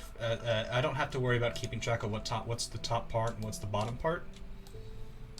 But it makes it pretty easy. This is a pretty easy, for the most part, piece to UV. So that was really all of that one. Let's go ahead and grab our next guy. Hit mode now. Oh, I have not applied mirror to him. So I actually need to go and default real quick. I need to go into this mode and apply mirror. That's multi-res. Mirror. And then multi-res. I thought the modifiers already applied to him. So, whoops. Okay. So back what I was saying here. So very similar to the way we did the blade, I'm going to do this one as well and just cut them straight in half. Right across the, this way. So it'll have basically top side and bottom side. We won't have to worry too much unless we're adding a lot of detail, which we really aren't in this case, so it's going to be kind of beneficial for us to do it this way.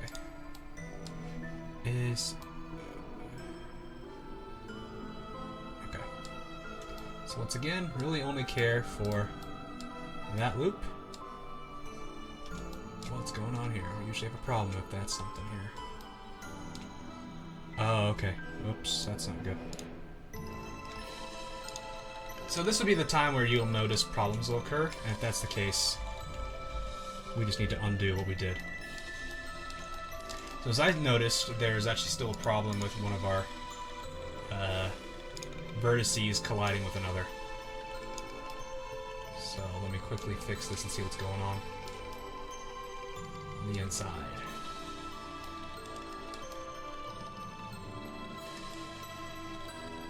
Looks like it's you two.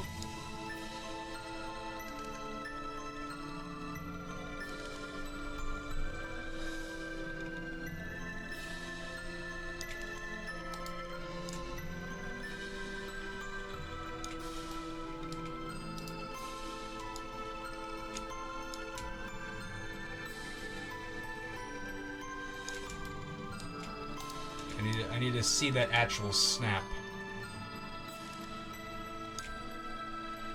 It's like there. Looks like we're okay on this end. I'm just gonna rotate this way.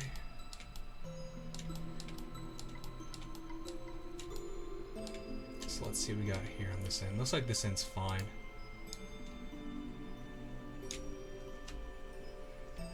as I don't see the other end. Looks like we're okay now.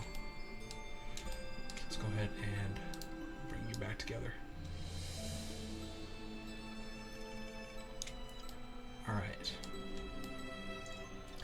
That should be fixed now.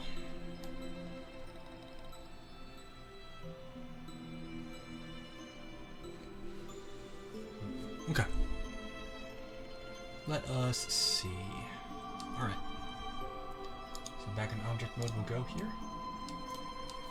Let me apply mirror and see what happens now. Edit mode.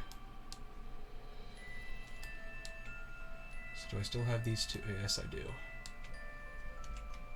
Okay. Whoa, whoa, whoa.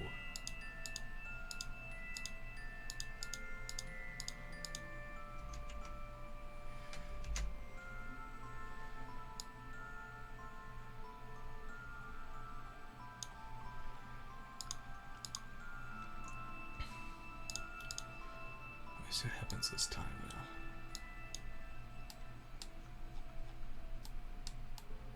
That should be what we were looking for now. I need to double check this.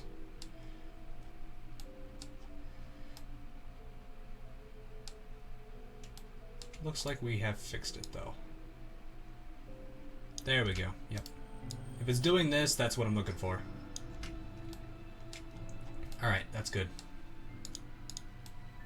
Because now this means when I apply multi-resolution here, go into edit mode, grab our edge that we're looking for, which should be right here. That goes all the way around. And since it's going all the way around, we're in great shape. So I'll mark the seam, get back into our UV editor on this side, and we'll commence the unwrapping. This will take a second because it's pretty big. Okay, so this is, on a funnier note, this looks like one of those, if you guys have ever done those silly little, what are they called?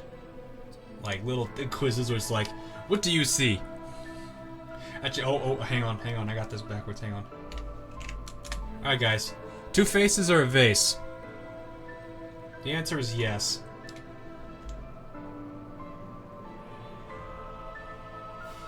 Yeah, it feels exactly like this. So let me see if I can get these pieces.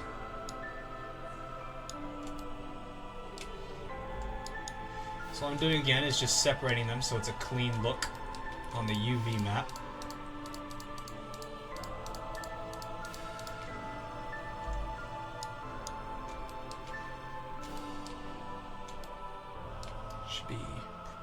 That's a pretty easy grab there. That was a lot easier than the first one I had there.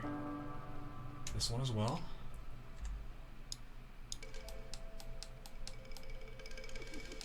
Let's see if I can get it. About right there. Hey, I got it. Sweet. Alright, so once again, I'm just going to go ahead and... actually, I got an idea. Let us move him here. I'll grab this guy. Move him over here. Grab him. And then we'll move him right here. So there we go. Now it looks even more like a what do you see here image. So, alright. Let us go ahead and... actually, I think this is done now. So, okay, that one is done. And moving on to the next piece. So back out of this for a second. So this the blade and the hilt topper is done. Let's handle the diamonds. Really, we don't need anything to these two. These are actually just the same things. Actually, this will be pretty easy to do. Let us go to the edit mode. Go into oh, they're two objects. They actually are separate from each other. Okay. Unwrap. Pretty straightforward.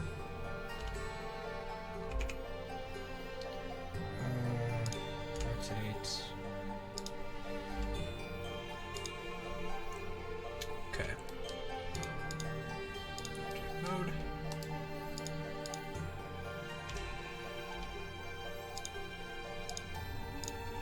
similar.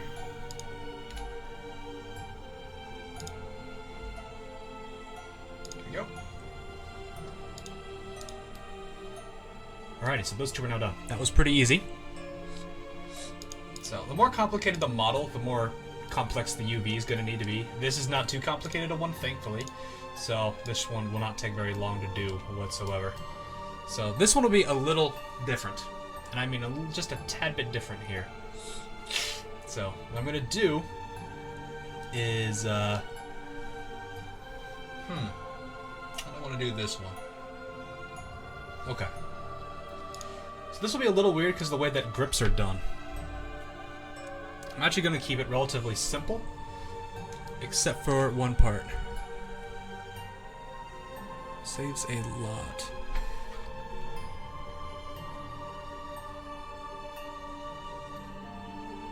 Oh, they have, what is it, shell? They have shell selection? Huh, cool. Did not know that. Thanks for that one. Did not know they had a shell select on there.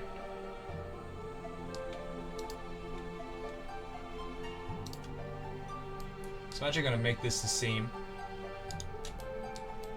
as well as make this right here a seam. Then I will go just straight. Oops. Let's just go straight down here. I want to keep this as a flat look.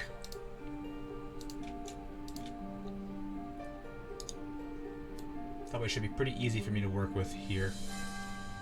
Yep, that should do there. And then I will just lead this guy.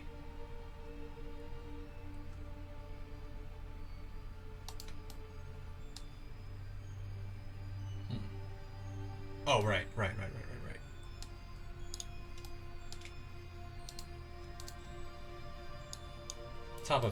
The top of cylinders are always weird to do.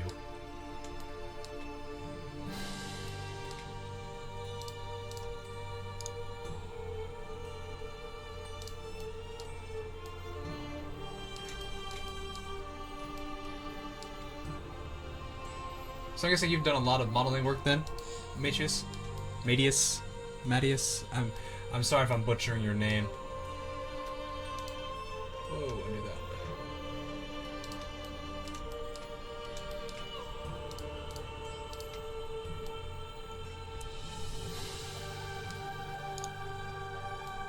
That should be pretty straightforward. Shouldn't have too much problem with these. I think this should be fine.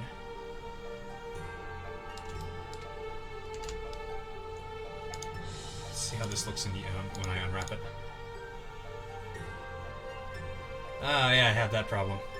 Forget about that all the time. So you said select one point and then Control L. Oh my goodness, that is extremely helpful. Whoops. This word. Oh, that's Shift L. Control L. There we go.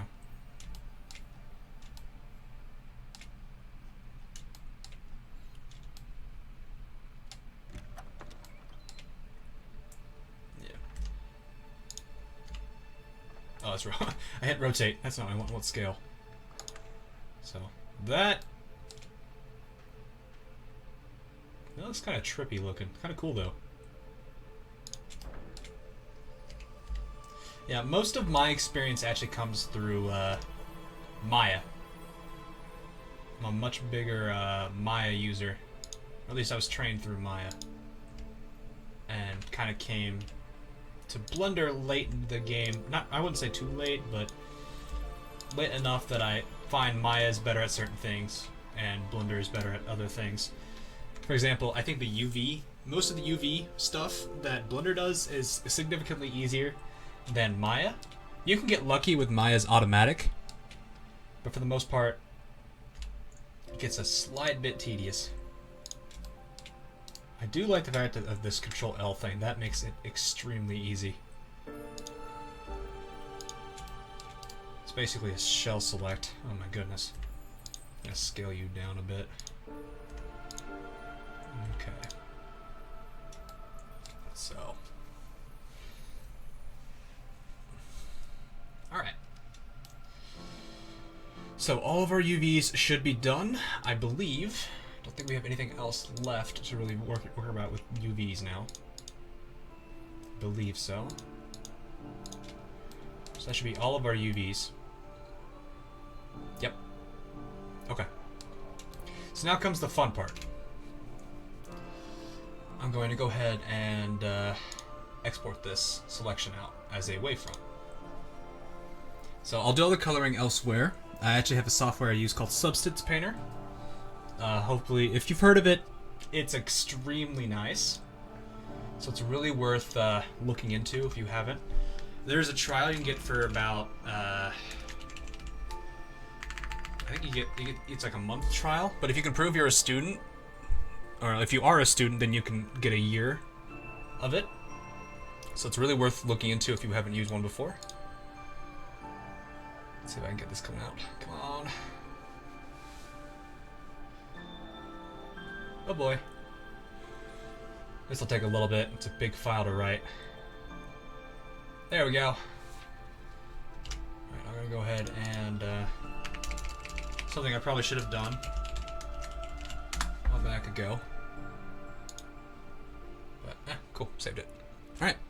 Yeah, if I had saved it, I should have saved it a lot earlier, but because I would have been punished pretty hardly in Maya because of that. I just forgot to save it this time around. Alright, so give me 1 second to launch up my other, actually, right there.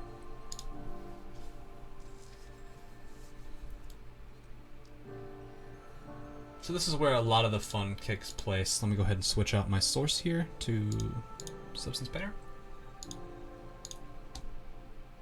So Substance Painter, that's not what I want. As long as you keep track of the materials and all that stuff, what is none? Oh, ha! It's the same thing. So, as long as you keep track of everything in Substance and Blender in terms of materials and make sure that the UV is bound to at least some kind of material, you'll get what you have over here. This should just be renamed to another gem. Sword_gem_material_2. So now what I have here is, this is basically a planing, just need to learn then. Yeah, so this is where it's a lot of fun to use. I don't know if if you've used Maya before, but it uses the Maya. I'm not sure how 3DS works as well. I'm gonna imagine it's roughly the same. It uses the Maya control scheme, so very easy to work with, not too difficult to maneuver things around and tweak it a bit.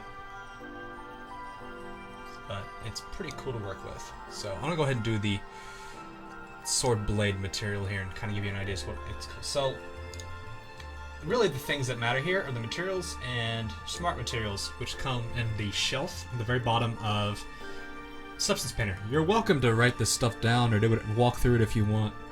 So what's really cool about these things is you can drag and drop them to this over here. It works in a sense like Photoshop. Oh, I'm not sure if it's keeping track of me here. So yeah, if you can literally just, like, for example, let me find good steel here to work with. Let's use this one. So we'll get a good steel going on here. And you can kind of see it kicking in a little bit. It's still a little blue. But that should be... Oh, right. No. Smart materials, I forget. Smart materials are a bit more customizable, whereas materials are very easy to work with. If you just want a quick and very simple working mesh. So you can kind of see... a little shiny. It needs to be a little bit more. Let me see how this looks.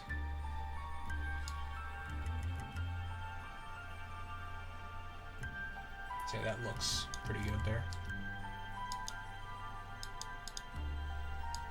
Actually, I think I like the platinum more.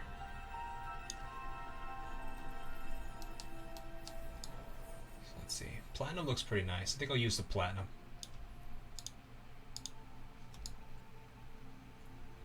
Yeah, basically you have a layering system for UV painting, which is extremely awesome. Because I've sunk so many hours into this stuff, just messing around with this software, just because it's so much fun to just kind of tweak it and make it look, try to find various combinations that make it look really cool, really unique, without going too crazy with it. Now I know I do need to put some decal into this, but it might be a little difficult to do because I'm not very good at drawing with a mouse, and my tablet is not the right one for this. So I might just do a simple material input here, and that's really all you'll need to do. So I'm actually going to add gold to these. Just simple gold for now. Let's see how that looks on both sides. So yeah, there we go. So this is very easy. If you just want to add simple materials, this is what you can basically do. Just drag and drop the material into the layers, and it will actually apply them as you see here, which is really cool. You gotta make sure your UVs are lined up correctly though. As you can kind of see, this with the UV maps we had earlier. Makes it very easy. Also, this allows for direct paint on. So for example, if I wanted to do, let's see here. Material, rust fine. So I wanted to, for example, paint some rust on here. I can directly paint it on.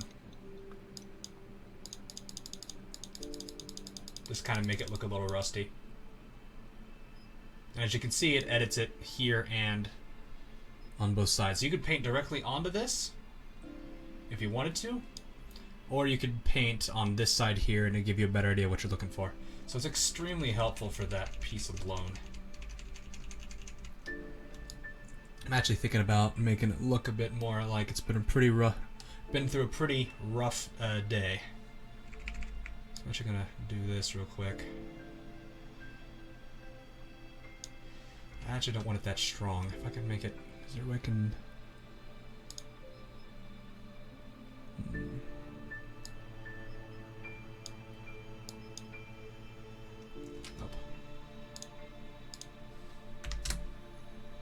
I'm actually looking to see if I can make it not as, there we go. That's what I need.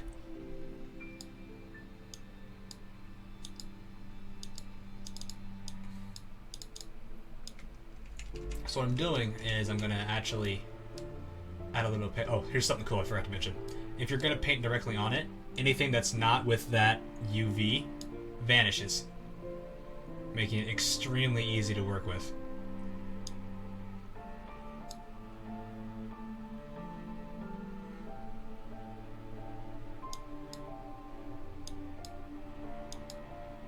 So this is something I kind of do now. Is I'll just sit here with pretty low opacity, and just kind of add little bits into it. That'll actually give it the kind of sparse but noticeable rust to it. Won't give it too much because I don't want it to be too extremely rusty.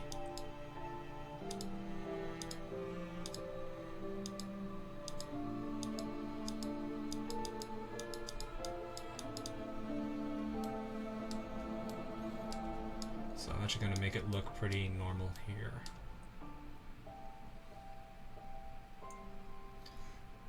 I'm not sure exactly how much rust I want to add yet. Probably a decent amount, but nothing too crazy. And it has, if you're used to Photoshop and Illustrator, it has very similar controls to Illustrator in terms of the brush. So the open and close brackets adjust the brush size. So what I'm going to do is I'm going to do this. Let's make stick a 95 here, so I'll do this. And if you press and hold Shift, allows you to just a straight line through, which is roughly what I'm looking for here too. Put it back down to the 20s here. That is blending pretty hard. Oh, whoops, hang on.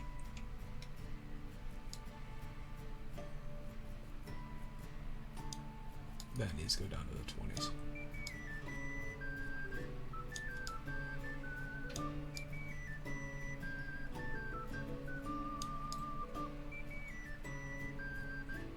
So like I said, this is just where all the fun is when it comes to detailing something and making it look the way it should. Because you could really have a good time just working on this. So this is if I wanted to keep this. I don't think I really will do too much with that.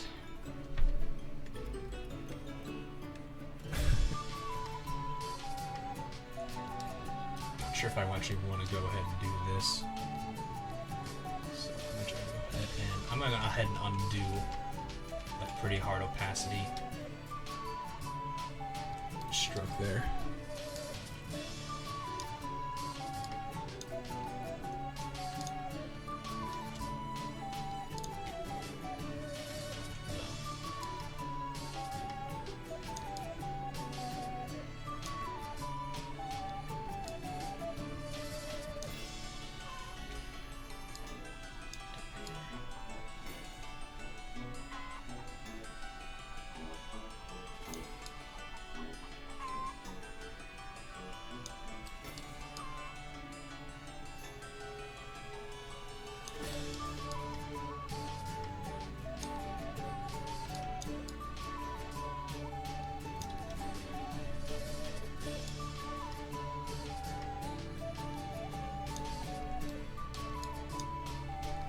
Actually, now that I think about it, I think what I'm going to do instead is I'm just going to clear the layer.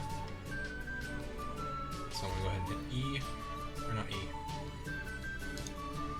I'm going to go ahead and clear the layer and get the rest of the basic materials on the rest. That way I can kind of see how I want it to look as I go. So give me 1 second here to finish that rest of that before I really get into it here. So you both have your diamond in already. Let's go ahead and get the hilt top going. So for this, I think what I'm going to use is not really a backwork. Let's try. Yeah, let's do this piece. Something like that. Yeah, that's actually a pretty good start color. That's impressive.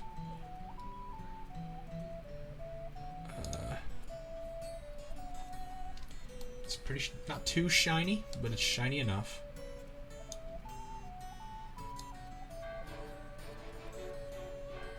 Put that right there.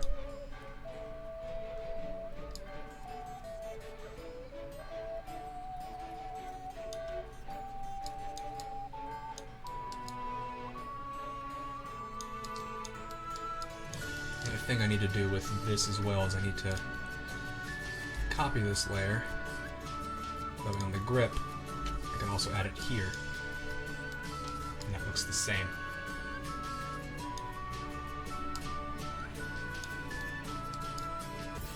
So that'll give us basically the very basic form of the sword.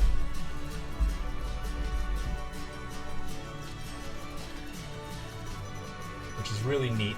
Really extremely neat to have that. So I'm gonna go ahead now and see if I can actually try to do this a little bit. Oh goodness, my phone is going off like crazy. Yeah. So we can't have it without the Triforce right in this little spot here. Which going inside now is not okay.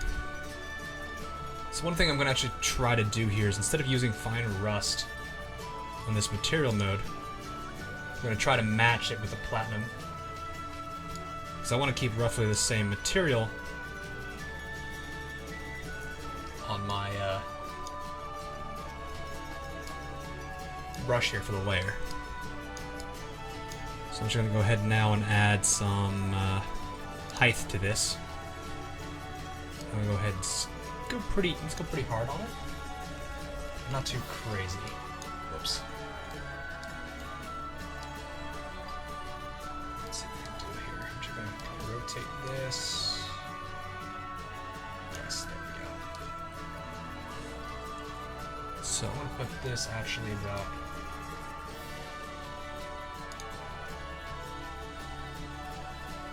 Trying to figure out where I want this. About right here, maybe?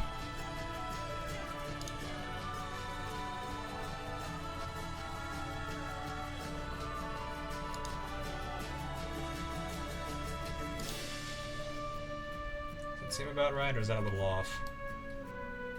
Just a tad off.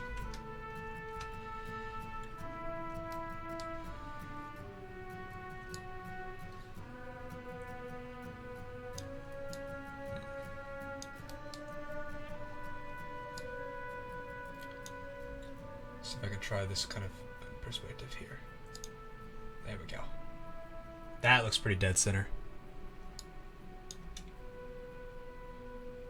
I'm gonna put it about right here, there. What in the world?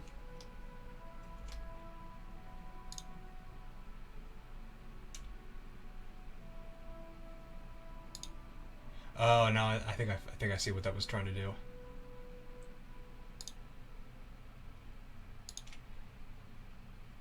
That doesn't seem like it's working exactly the way I want it to.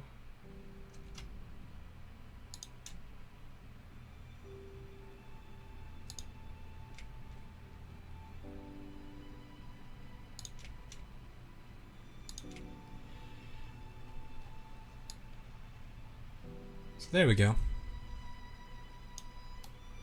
That seemed pretty...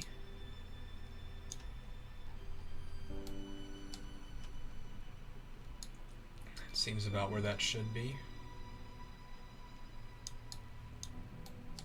Just need to repeat this on the same side.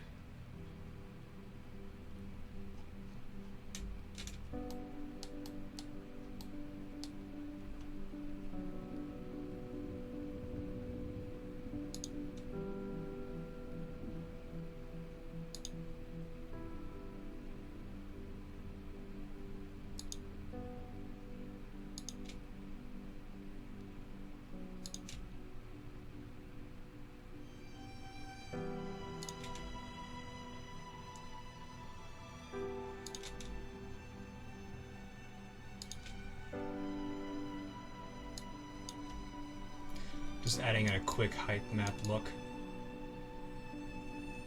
So using a height map, I can kind of almost emulate dents and scratches without actually having to go into software like Mudbox or what's the other one called? There's Mudbox and there's... Oh my goodness, I have this. Hang on, give me 1 second.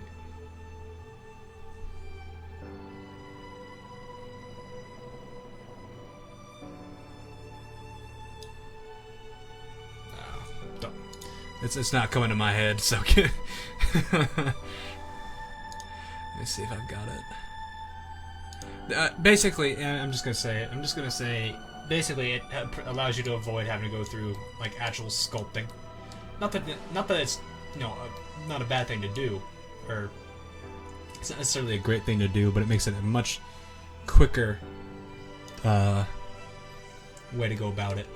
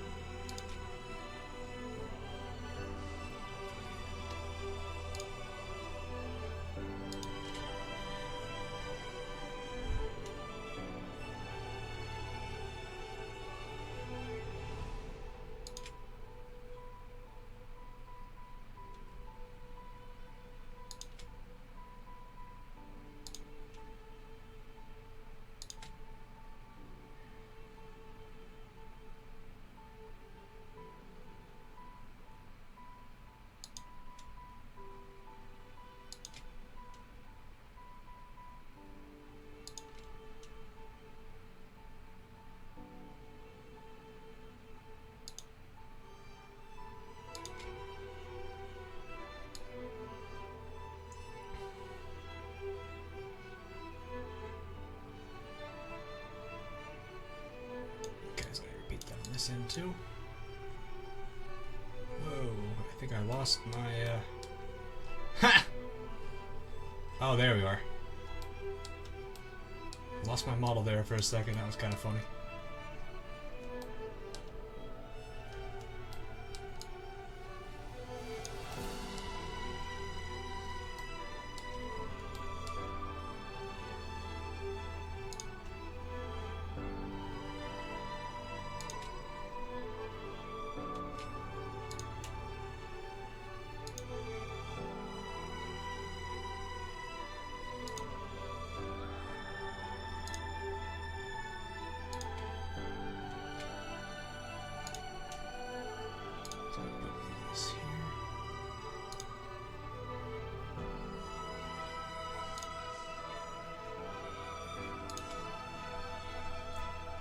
Alright, that's actually looking pretty darn good there.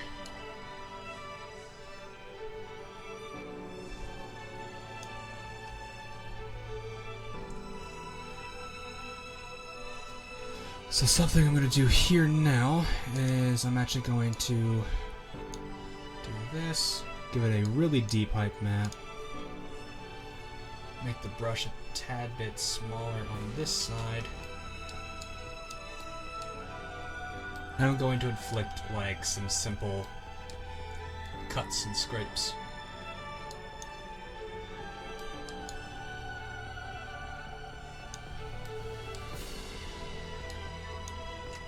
It'd be easier if I kind of make it somewhat bigger.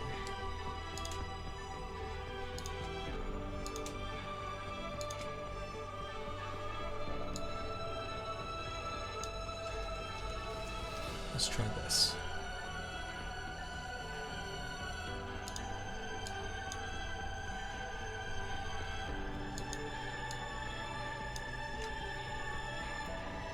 It's metallic.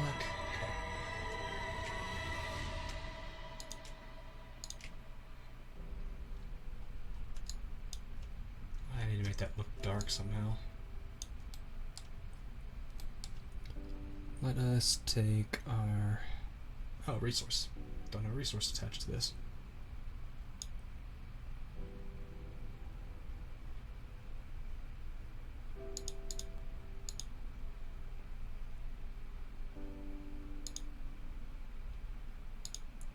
So we give it a dark look here. Is that actually going to apply it now, or what's going to... There we go, yep. That applied it there. Then I'll give it a height map really deep.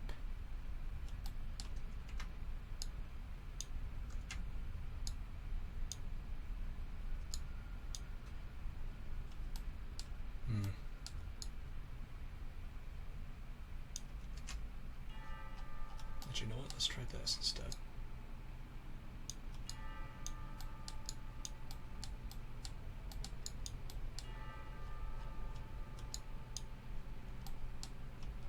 So I'm going to try to do here.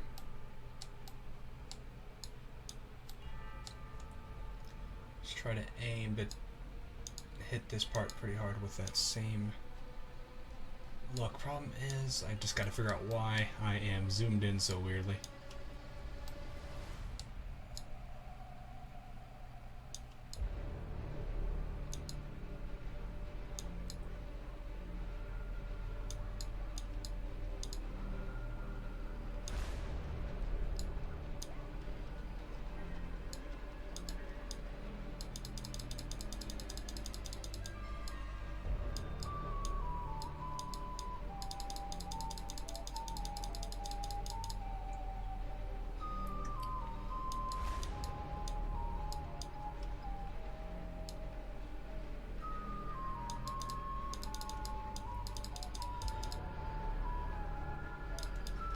Let's see how this looks.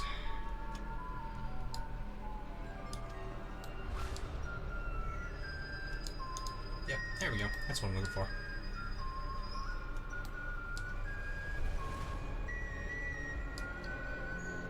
Just looking to give it a few little, like, minor damages.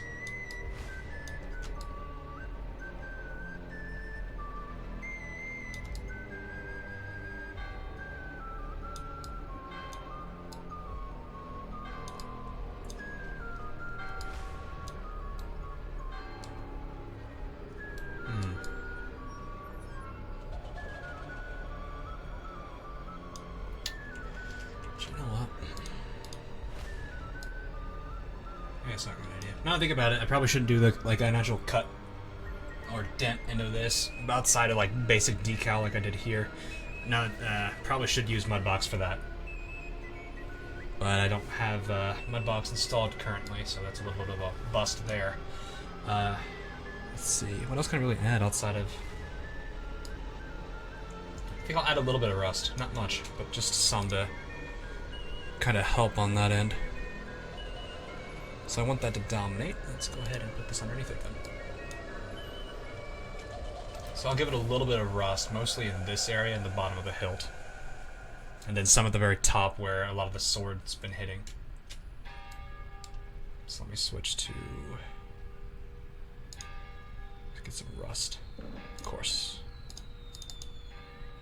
There we go.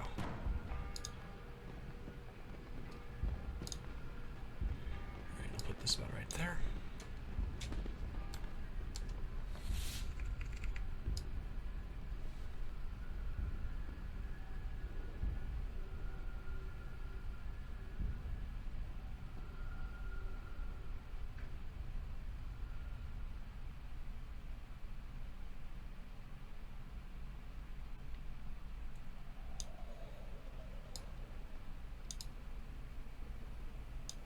About right here.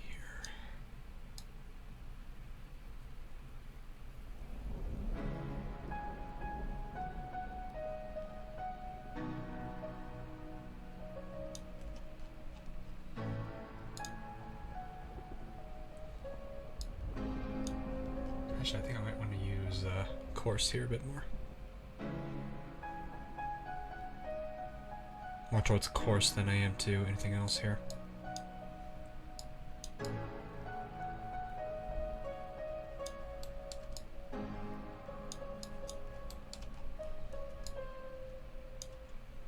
That'll definitely work.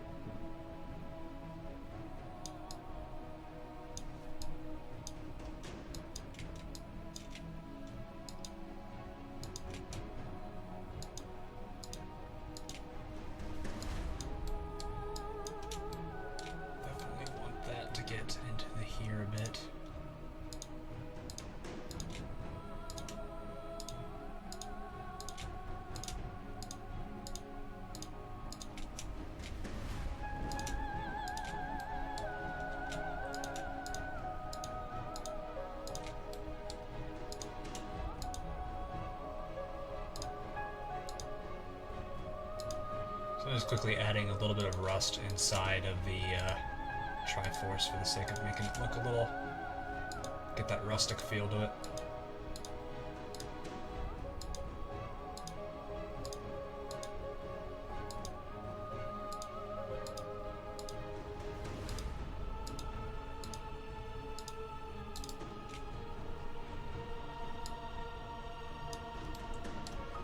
That probably is epic music intensifies. It's just a lot of some Legend of Zelda-y looking stuff. Hey Kiflis, how you doing?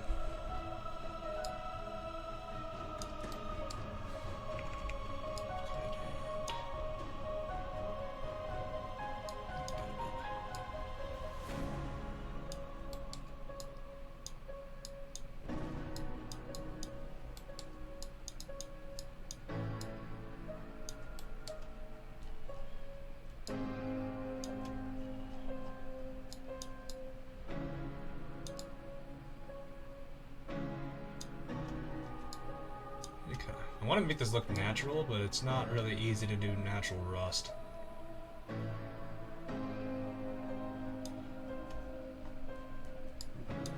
Or at least I'm not really sure if there's any real pattern to rust. Did I get you hooked on that game? It is a fun game when you really try to invest a lot of time into it.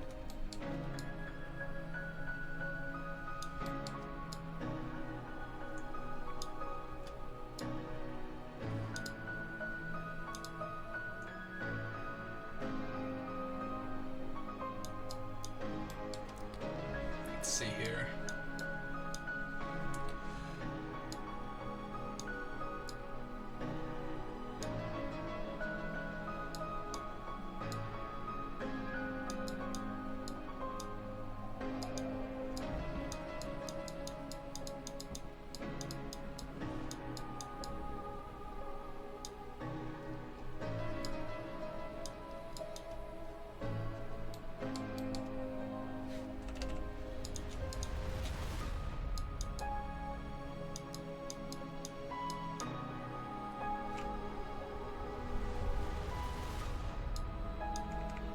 when you have like about 3 people like that, you generally want to have about,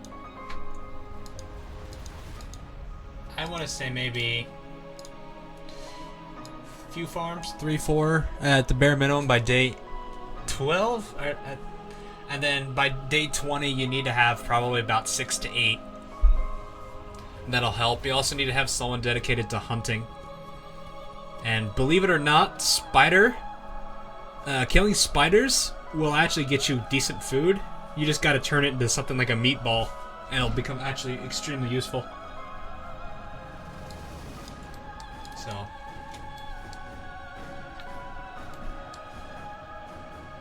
I think that worked out pretty well there.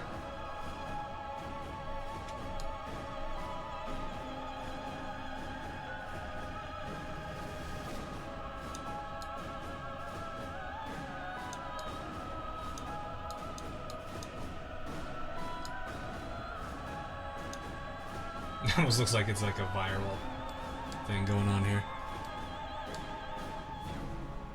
Winter is very hard to survive. If you can get a Colophant though, start focusing on getting their trunks so you can get their, at least the, what is it? At least, the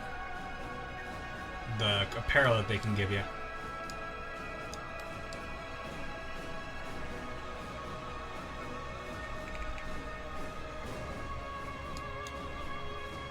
Alright, so I'm actually going to give it, I'll put a decent amount here. Really, here is where most of it should be.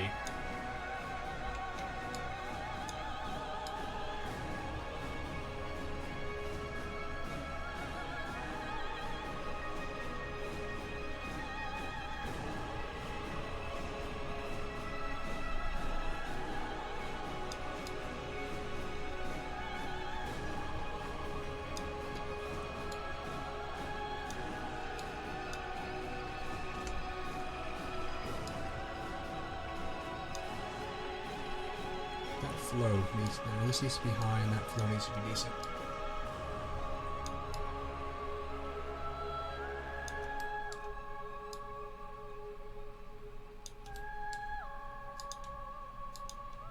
Definitely want to make it like tipped.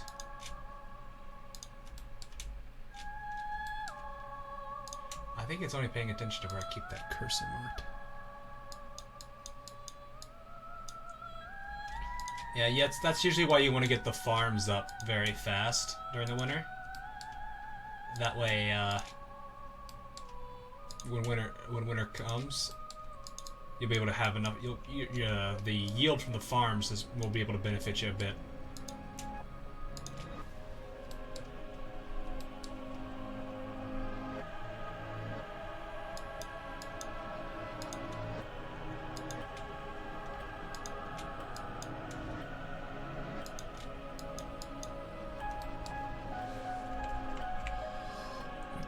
Darker.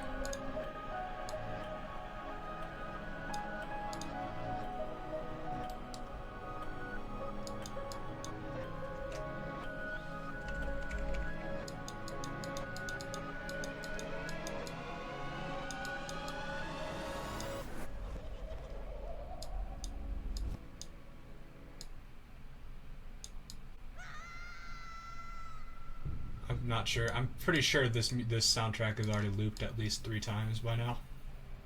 But it's not bad music.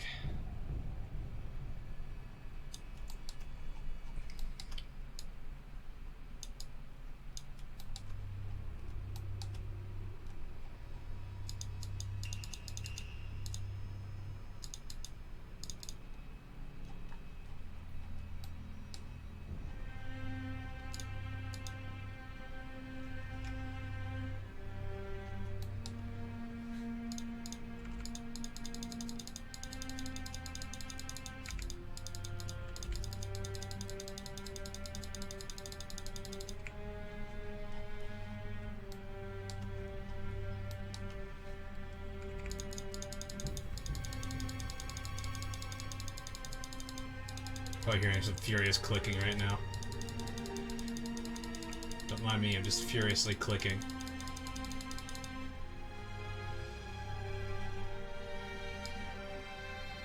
It does add a bit to it.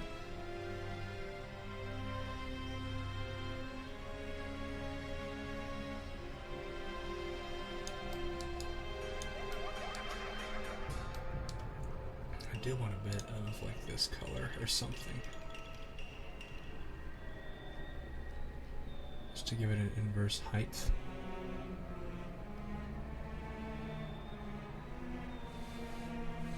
Oh, really?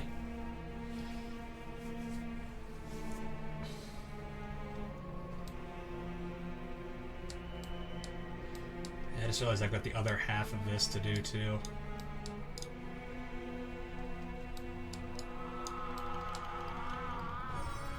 I do want to give this a bit of a scratch, but I don't think I can get away with it too much. Ooh, that's a...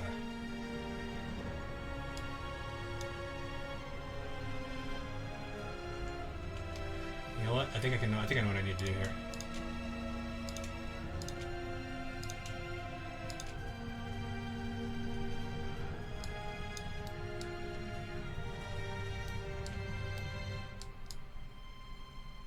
Yeah, that actually looks pretty decent.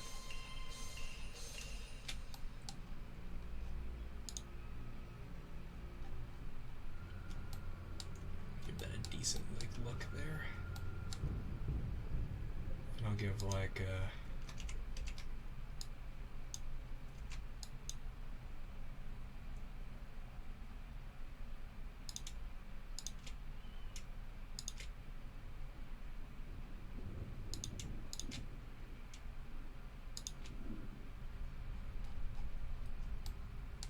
okay, yeah, that actually is working out pretty well.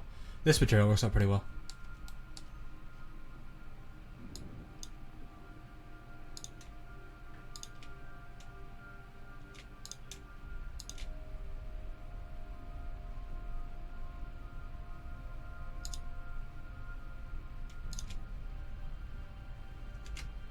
Not what I wanted to do there.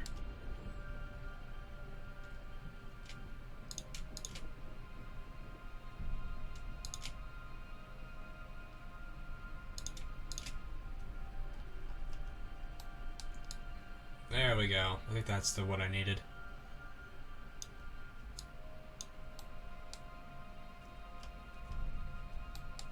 It's pretty battered.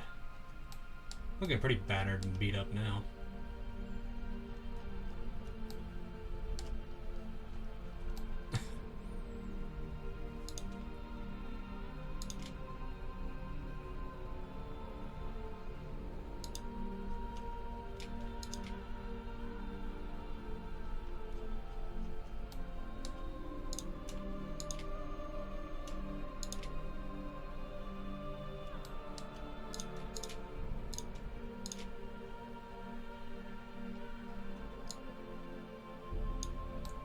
Yeah, I'm looking at this when I'm putting it on. It actually looks pretty decent from that angle.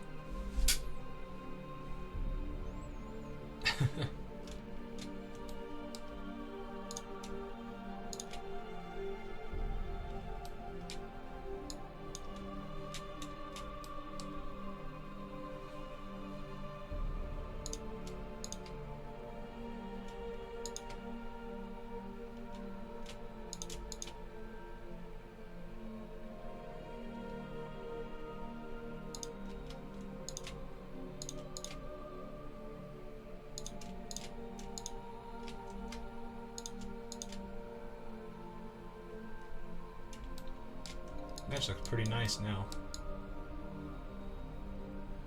Very banged up now. That looks very banged up.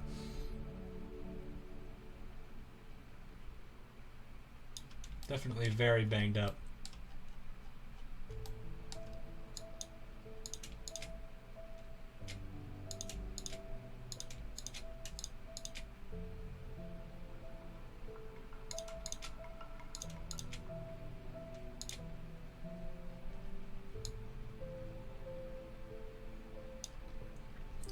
Actually go back and later put some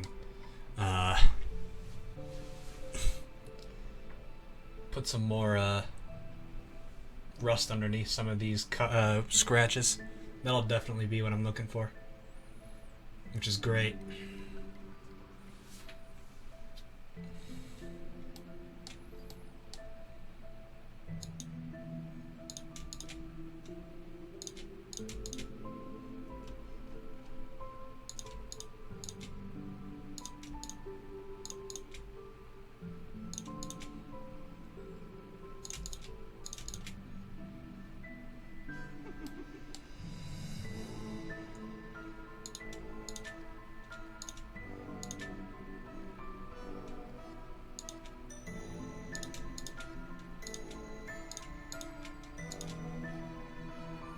Yeah, this is definitely the material I should have been using for the scratches.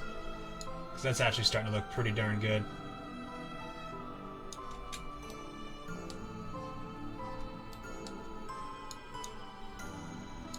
I'm not going to give it too much more, probably just two more little batches here.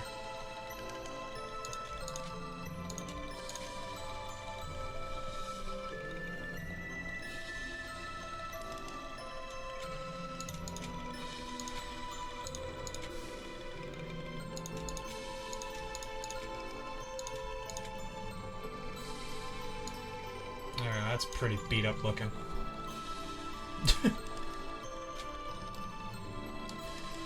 Maybe like a small little segment here.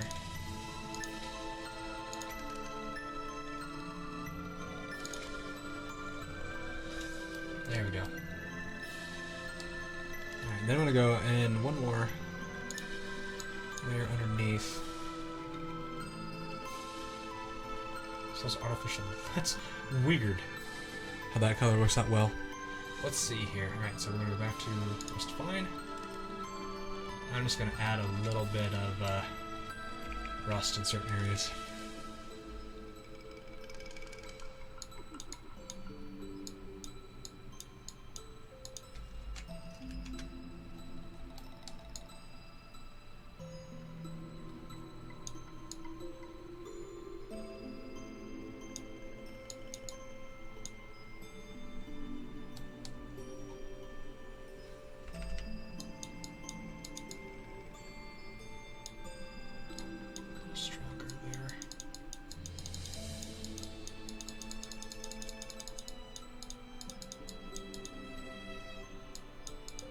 Yeah, I think this was the right combination to do.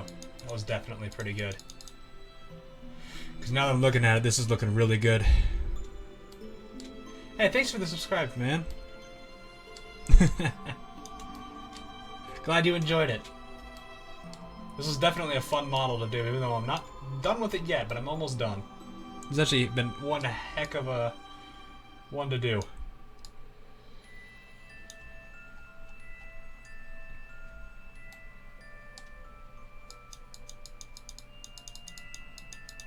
Yeah, thanks for watching, man. Get some good sleep, man. Oh wait, no, you're not, man. No. I thought you were somebody else for a second. Anyway, see you around, man. Unless you are going to bed, then well, good night.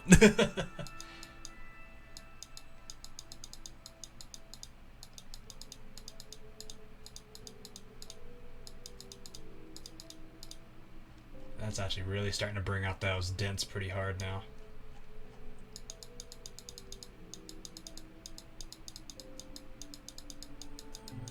This is just the right amount.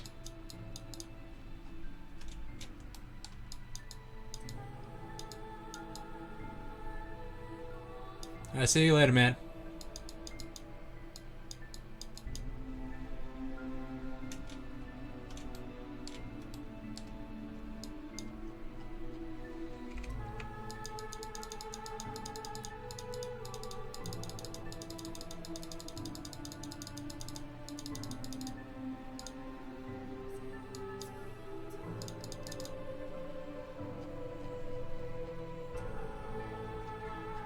I'm gonna try to come back in here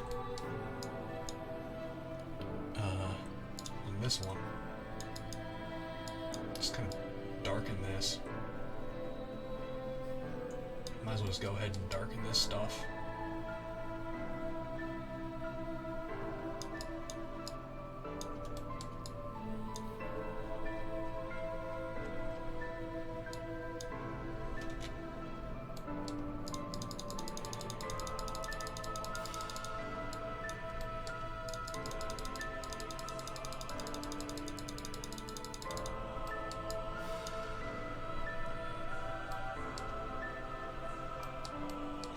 I'll come back in here. What is it again? Okay. Come back in here.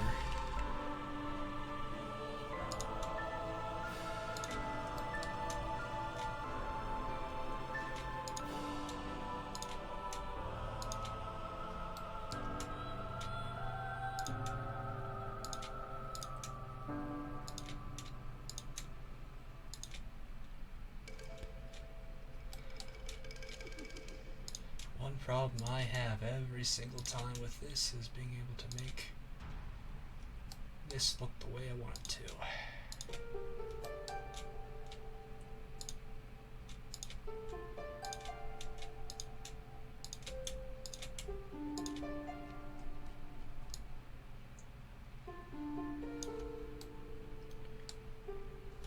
Trying to go back on this side too.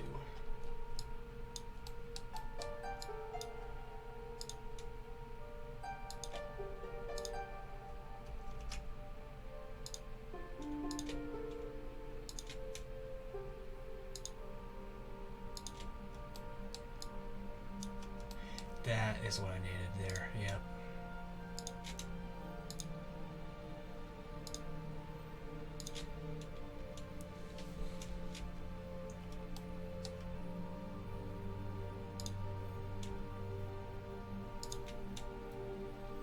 Let's see what we got going on here.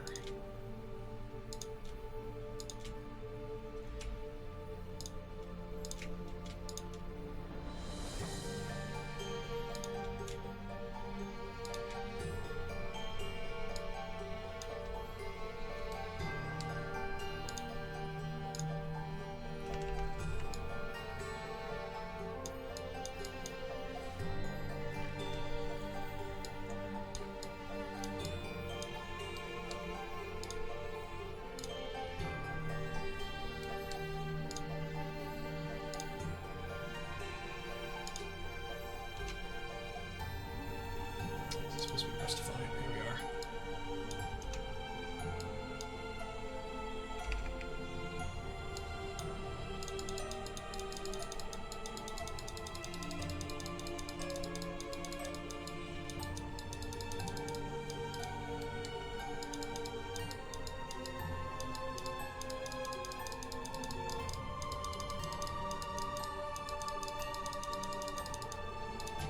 Tapping intensifies.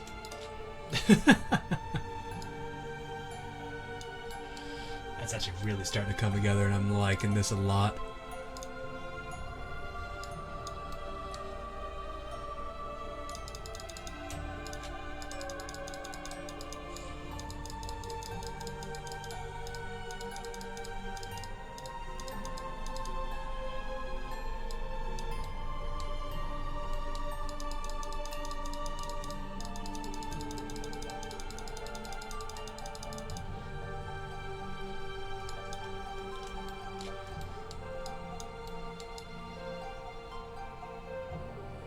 That's really starting to come together, and I'm liking that a lot. Holy crap.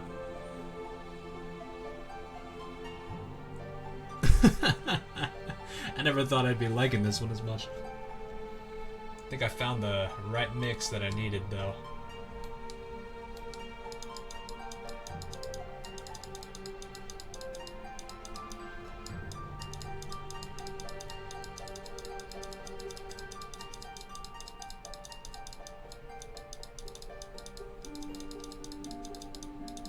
Doesn't look like one of my plugins is working. I guess that's to be expected at this point.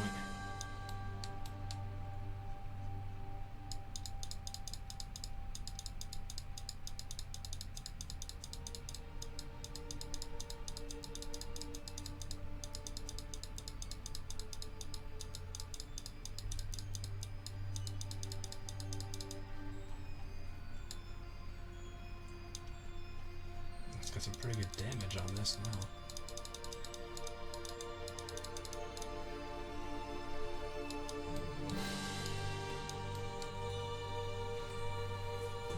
Definitely worth doing that. Alright, let's get this side going.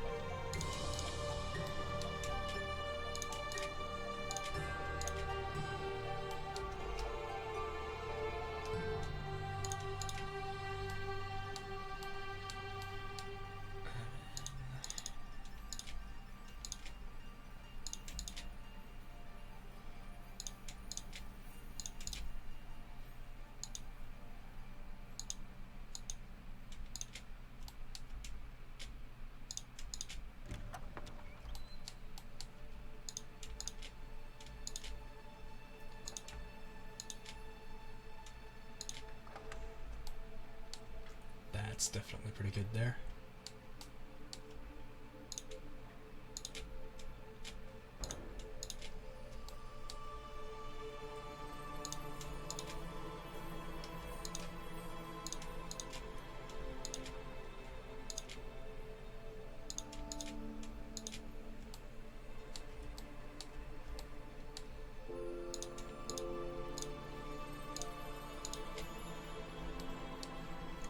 Making it look really beat up on this side.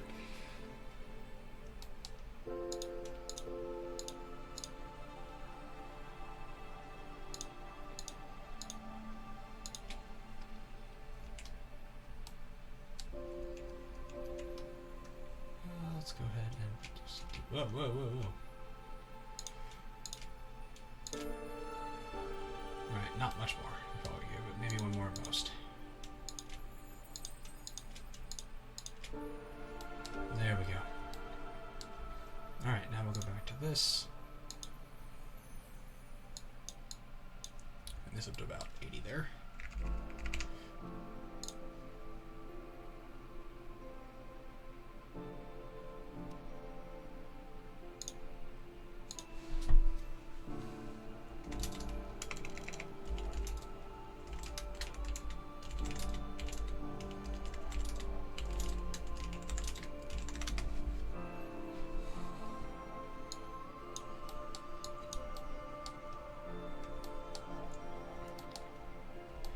So I need to just go in here with this.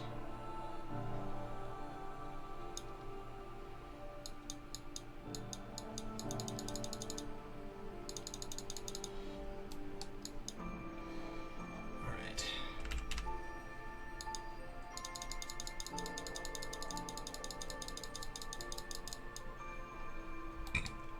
Jeez.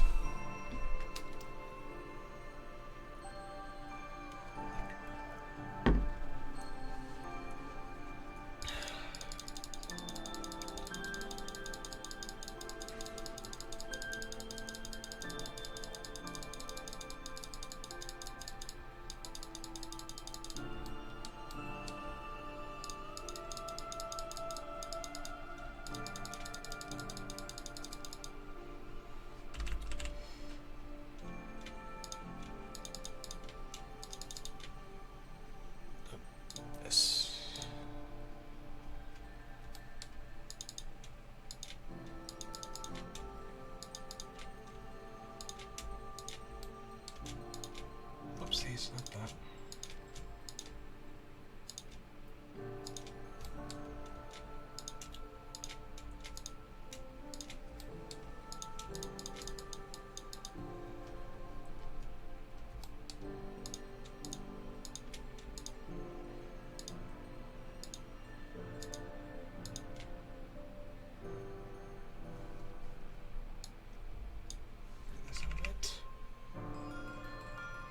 Not too much, right there probably.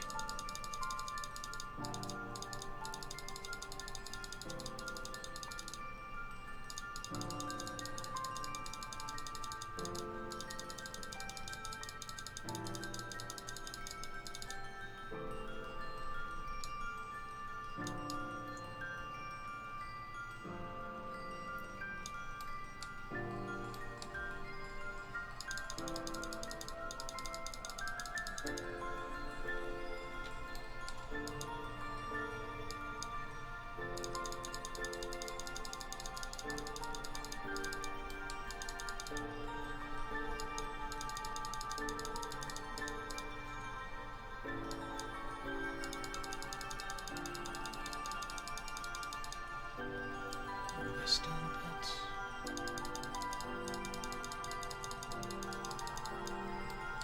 Remember, right, rust likes to spread. Takes its time, but it does it.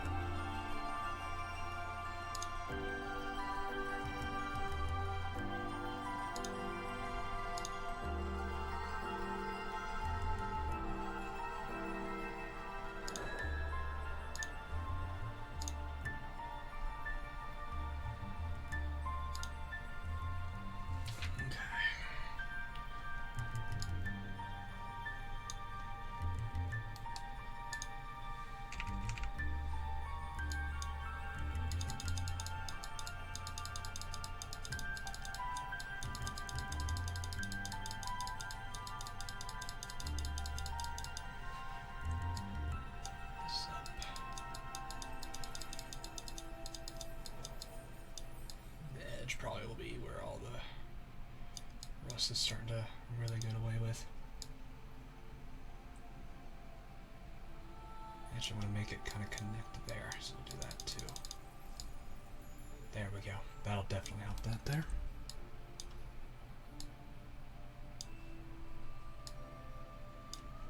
Alright, let's back away and look at this for now.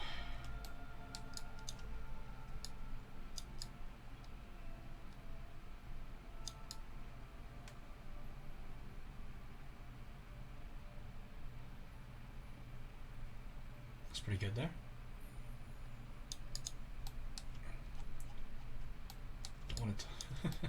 This thing's gonna look so beat up when I'm done with it. Jeez.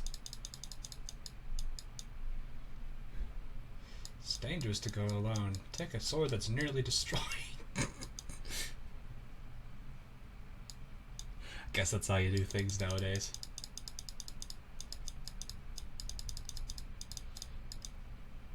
Slow the stroke capacity a bit here.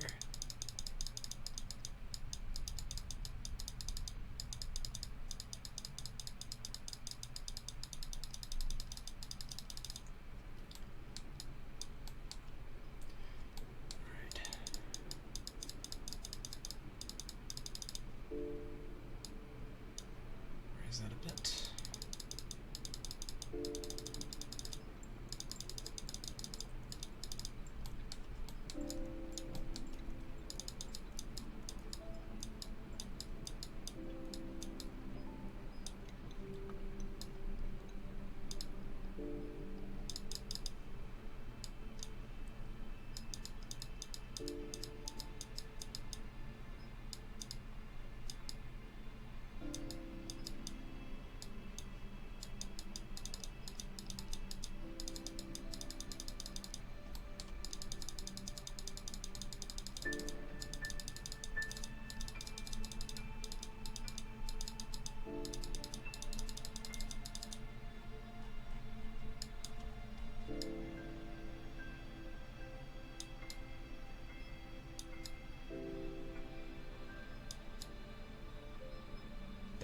Pretty good there.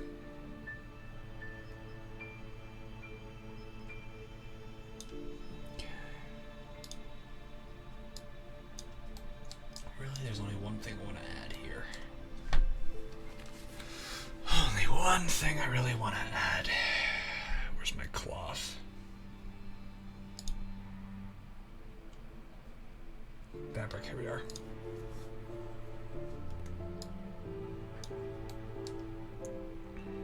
Can I modify the colors here? Here we are.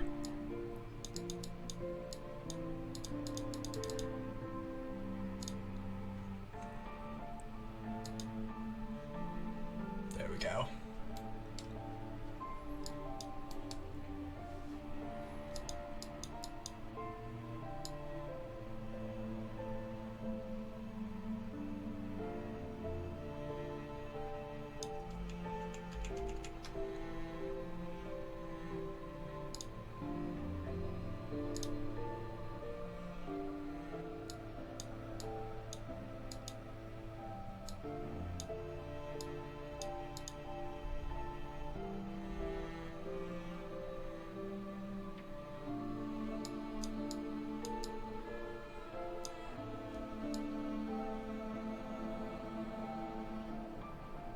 Oh, that's going the wrong way.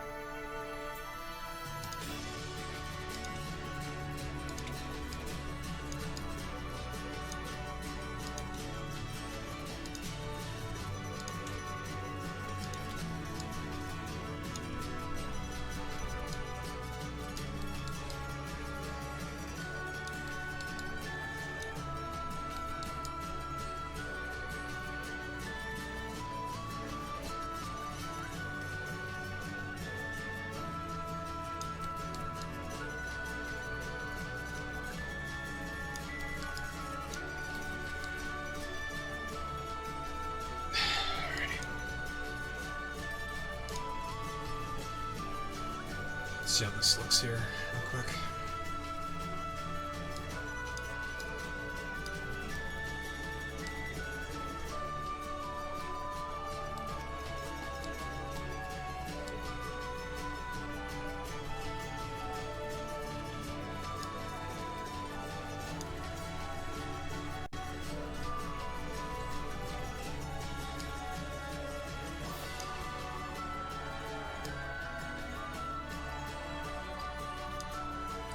Not surprising by the high CPU use. That's looking pretty good though.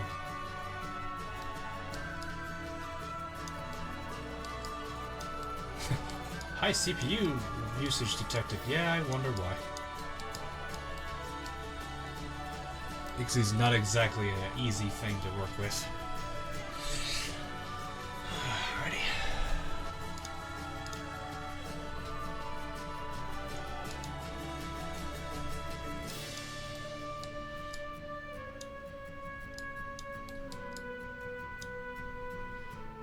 Places I could see. Definitely the impact site right here, where it would hit this, where it would meet the hilt. Would definitely get a good amount of rust on it.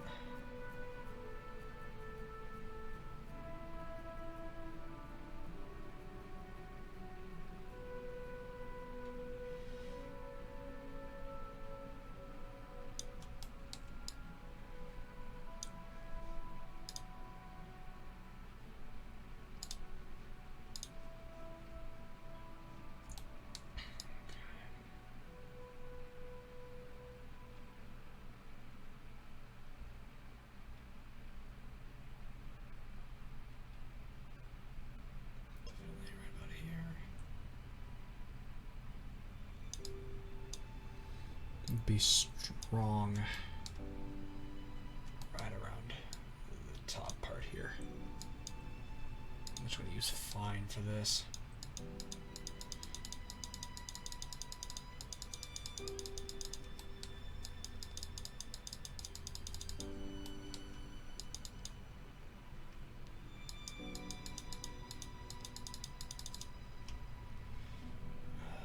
Coarse a little bit.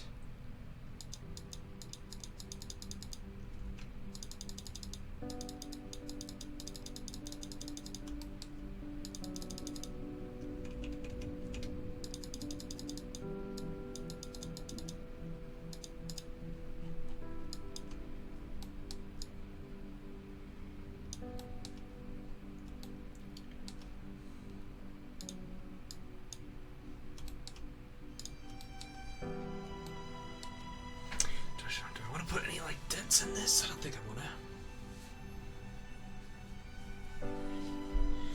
Not really much in terms of dents here.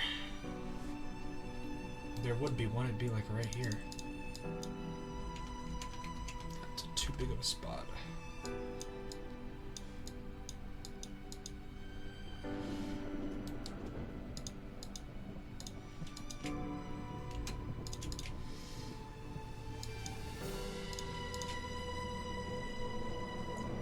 About all that would need there.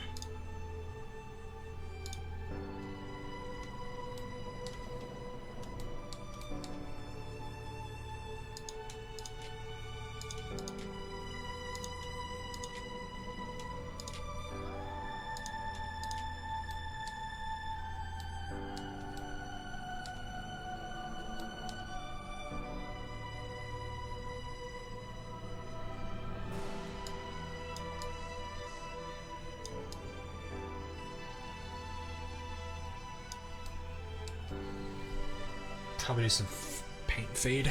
Probably be one thing at this point. Go ahead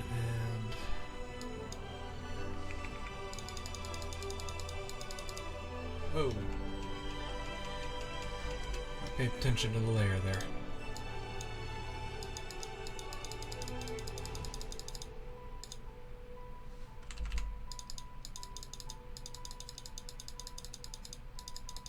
The hilt's still somewhat metal. Get a little bit of a touch there.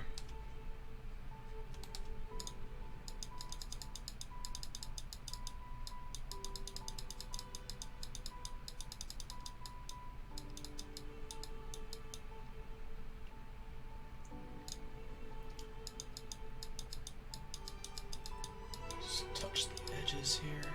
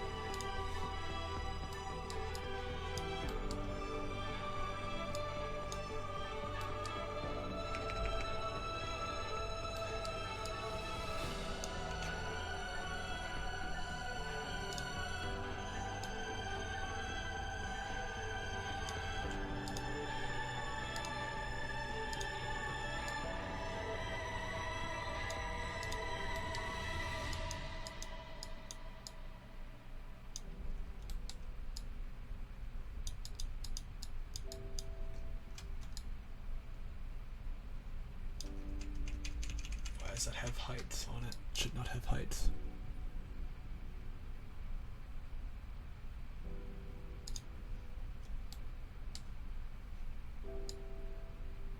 There we go. Just looking for a fade.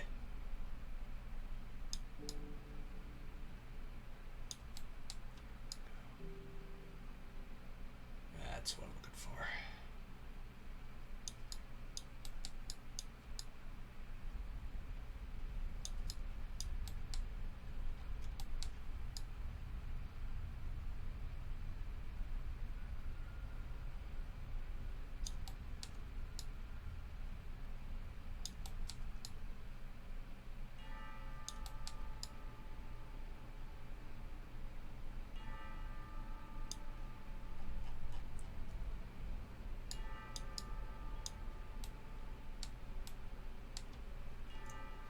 Even got some fade. That'll do.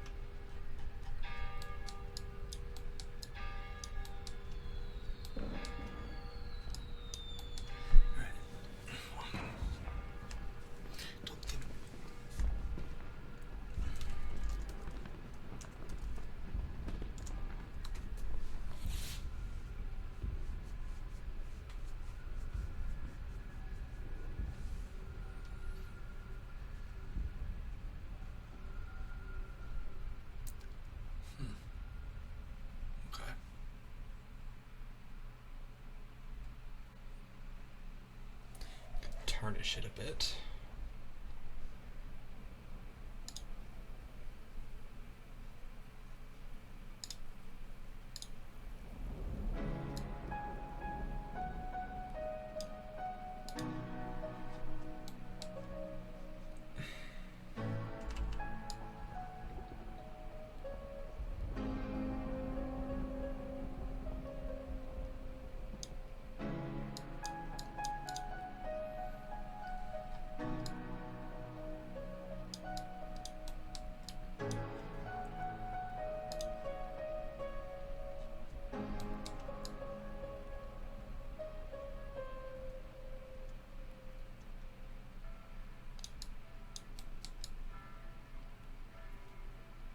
Alright. Okay, so I think that's about really all I wanted to really touch on with this. I like the way this looks as it is, so that's definitely a pretty good end to that. So, I think this will definitely make a pretty good final look. Alright, so that actually will bring us to the end of this stream. As always, I'm looking for suggestions for future 3D models. They can come from video games, they can come from, I guess, animations, they can come from you know, things like Pixar to, I guess, even anime, although not really easy to do for anime because it's a 2D to a 3D kind of thing, but I can still do it anyway. Let's see. In terms of what to suggest, I would say anything item-wise, from weapons to just things that they wear on themselves. Certain characters can be done. I'm not going to do a full character from a show, as that is a little too complicated. Well, not really too complicated. It's more of it just takes a lot of time, and I only intend for these streams to last 3 to 4 hours tops. So, bottom line, it would take a little too long to do in one stream or in one sitting, but I guess it could be done, maybe later on. But nonetheless, I'm always open to suggestions. If someone wants to give me one before we close, I will keep that one in mind. It actually would be the next one, so this suggestion that would come in would be the one that would be done on Thursday. Otherwise, I'm just going to pick one for my personal... that would be interesting to me, and I would use it. Or if I get a request before the next Let's Build stream, which would be, again, Thursday, I'm interested to see how to make a simple character. What kind of simple character are we looking at? Let me go ahead and save this out real quick, so I can get that done. Alright, so, simple characters could be things like, I did Chomsuke from Konosuba. It was Megumin's cat, if you know who that is.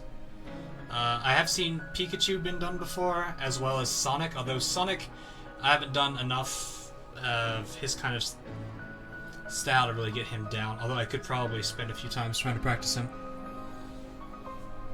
But if there's a certain character that is simple, that you are interested in seeing done, I'm more than willing to look into it and see if I can do it. So feel free to throw that suggestion at me if you have it on you.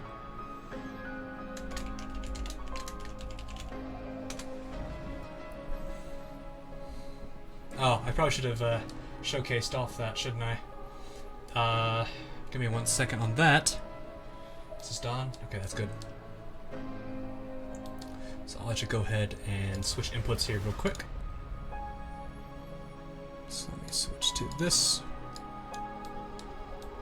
Alright. Oh, I gotta get so used to switching these constantly. So let's go and save this out. For those that watched our previous stream when I did Chomsuke, Chomsuke is right here. So here's our lovely little cat friend from Konosuba.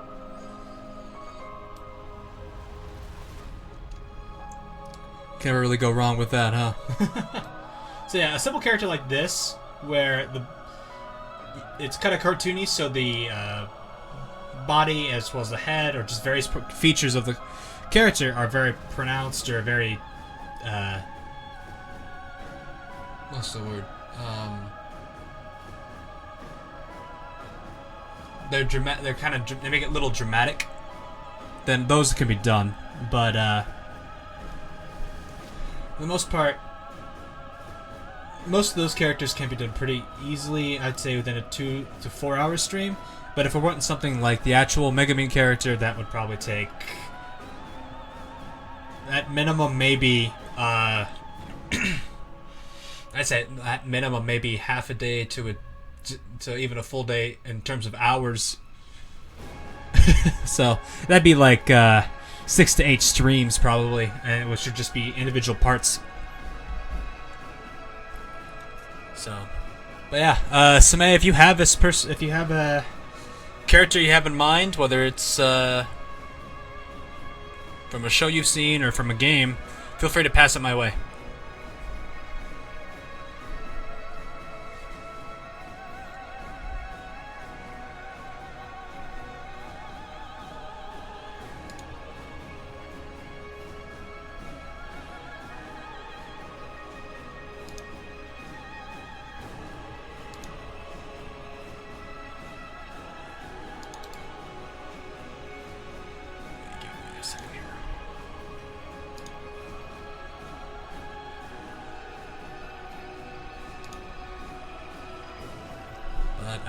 Otherwise, I'm gonna probably I'll be about 5 minutes here, unless you just want to think about it and just message me on the Discord server.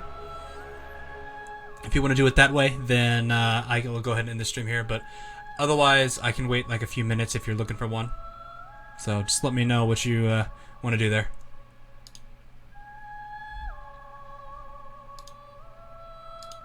Oh goodness, I've not been paying attention to my Twitch chat. Okay, no, never mind. We're good there.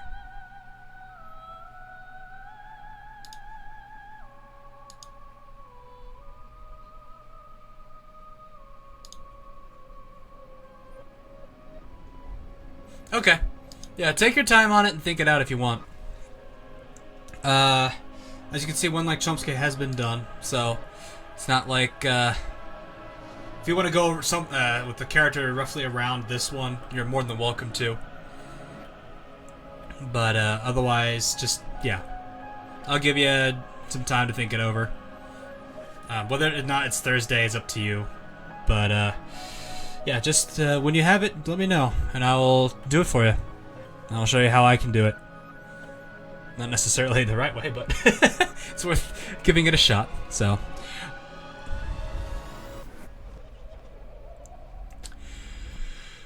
Alright, so, anyway, oh. Okay, yeah, go ahead. Since we're talking about the skin.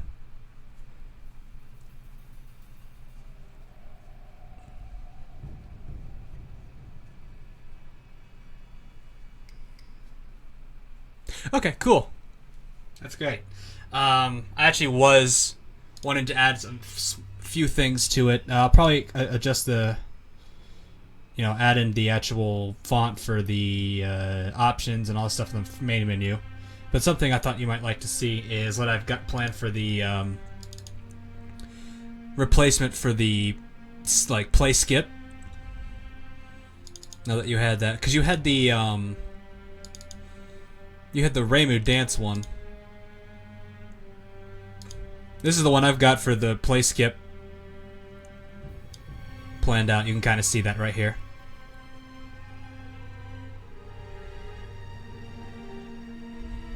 So I figured that would be a good one for that. I'll add in a few other things to it, but I think the one thing that really, the only thing I think really that needs a touch up outside of the font needed for the options and stuff is going to be like the health. It's hard to see that health when you're in the middle of a game or something, or in the middle of a song. I do pay attention to it a little bit just so I can kind of see how I'm doing. But yeah, if you want the frames for this GIF on yours, just let me know. Spray that uses that's using a skin even more minimalistic than mine. I mean, really, it comes down to... I'd imagine it just comes down to how much information you need and what you don't, what you're fine with. But outside of that, I don't think there's really too much more that's really needed there. Like, I know a buddy of mine who really just needs to see where the circles are, and that's it. The circle sliders and all that stuff. He doesn't care for score or anything, so nothing really shows there.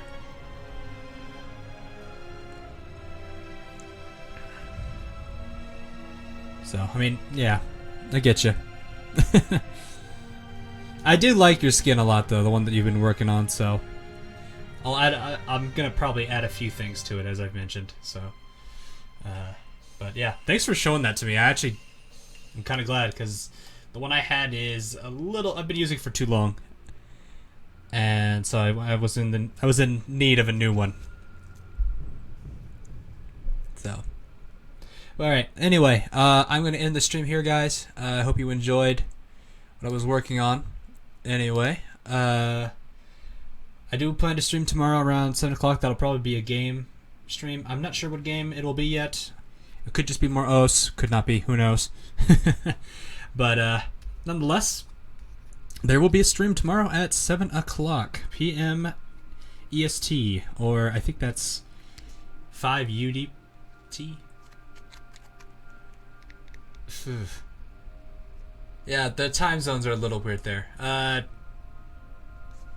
those of you who, YouTube will probably notify you if you're following that enough. So, anyway, thanks for watching, guys. It's been fun to work on. Been fun to work on this beautiful thing. Oh, woo. It's been fun to work on the Master Sword. And kind of really get to have fun with painting it a bit more. It was actually a pretty easy one to work on, but I enjoyed it nonetheless. So, alright, thanks again. I will see you guys later tomorrow.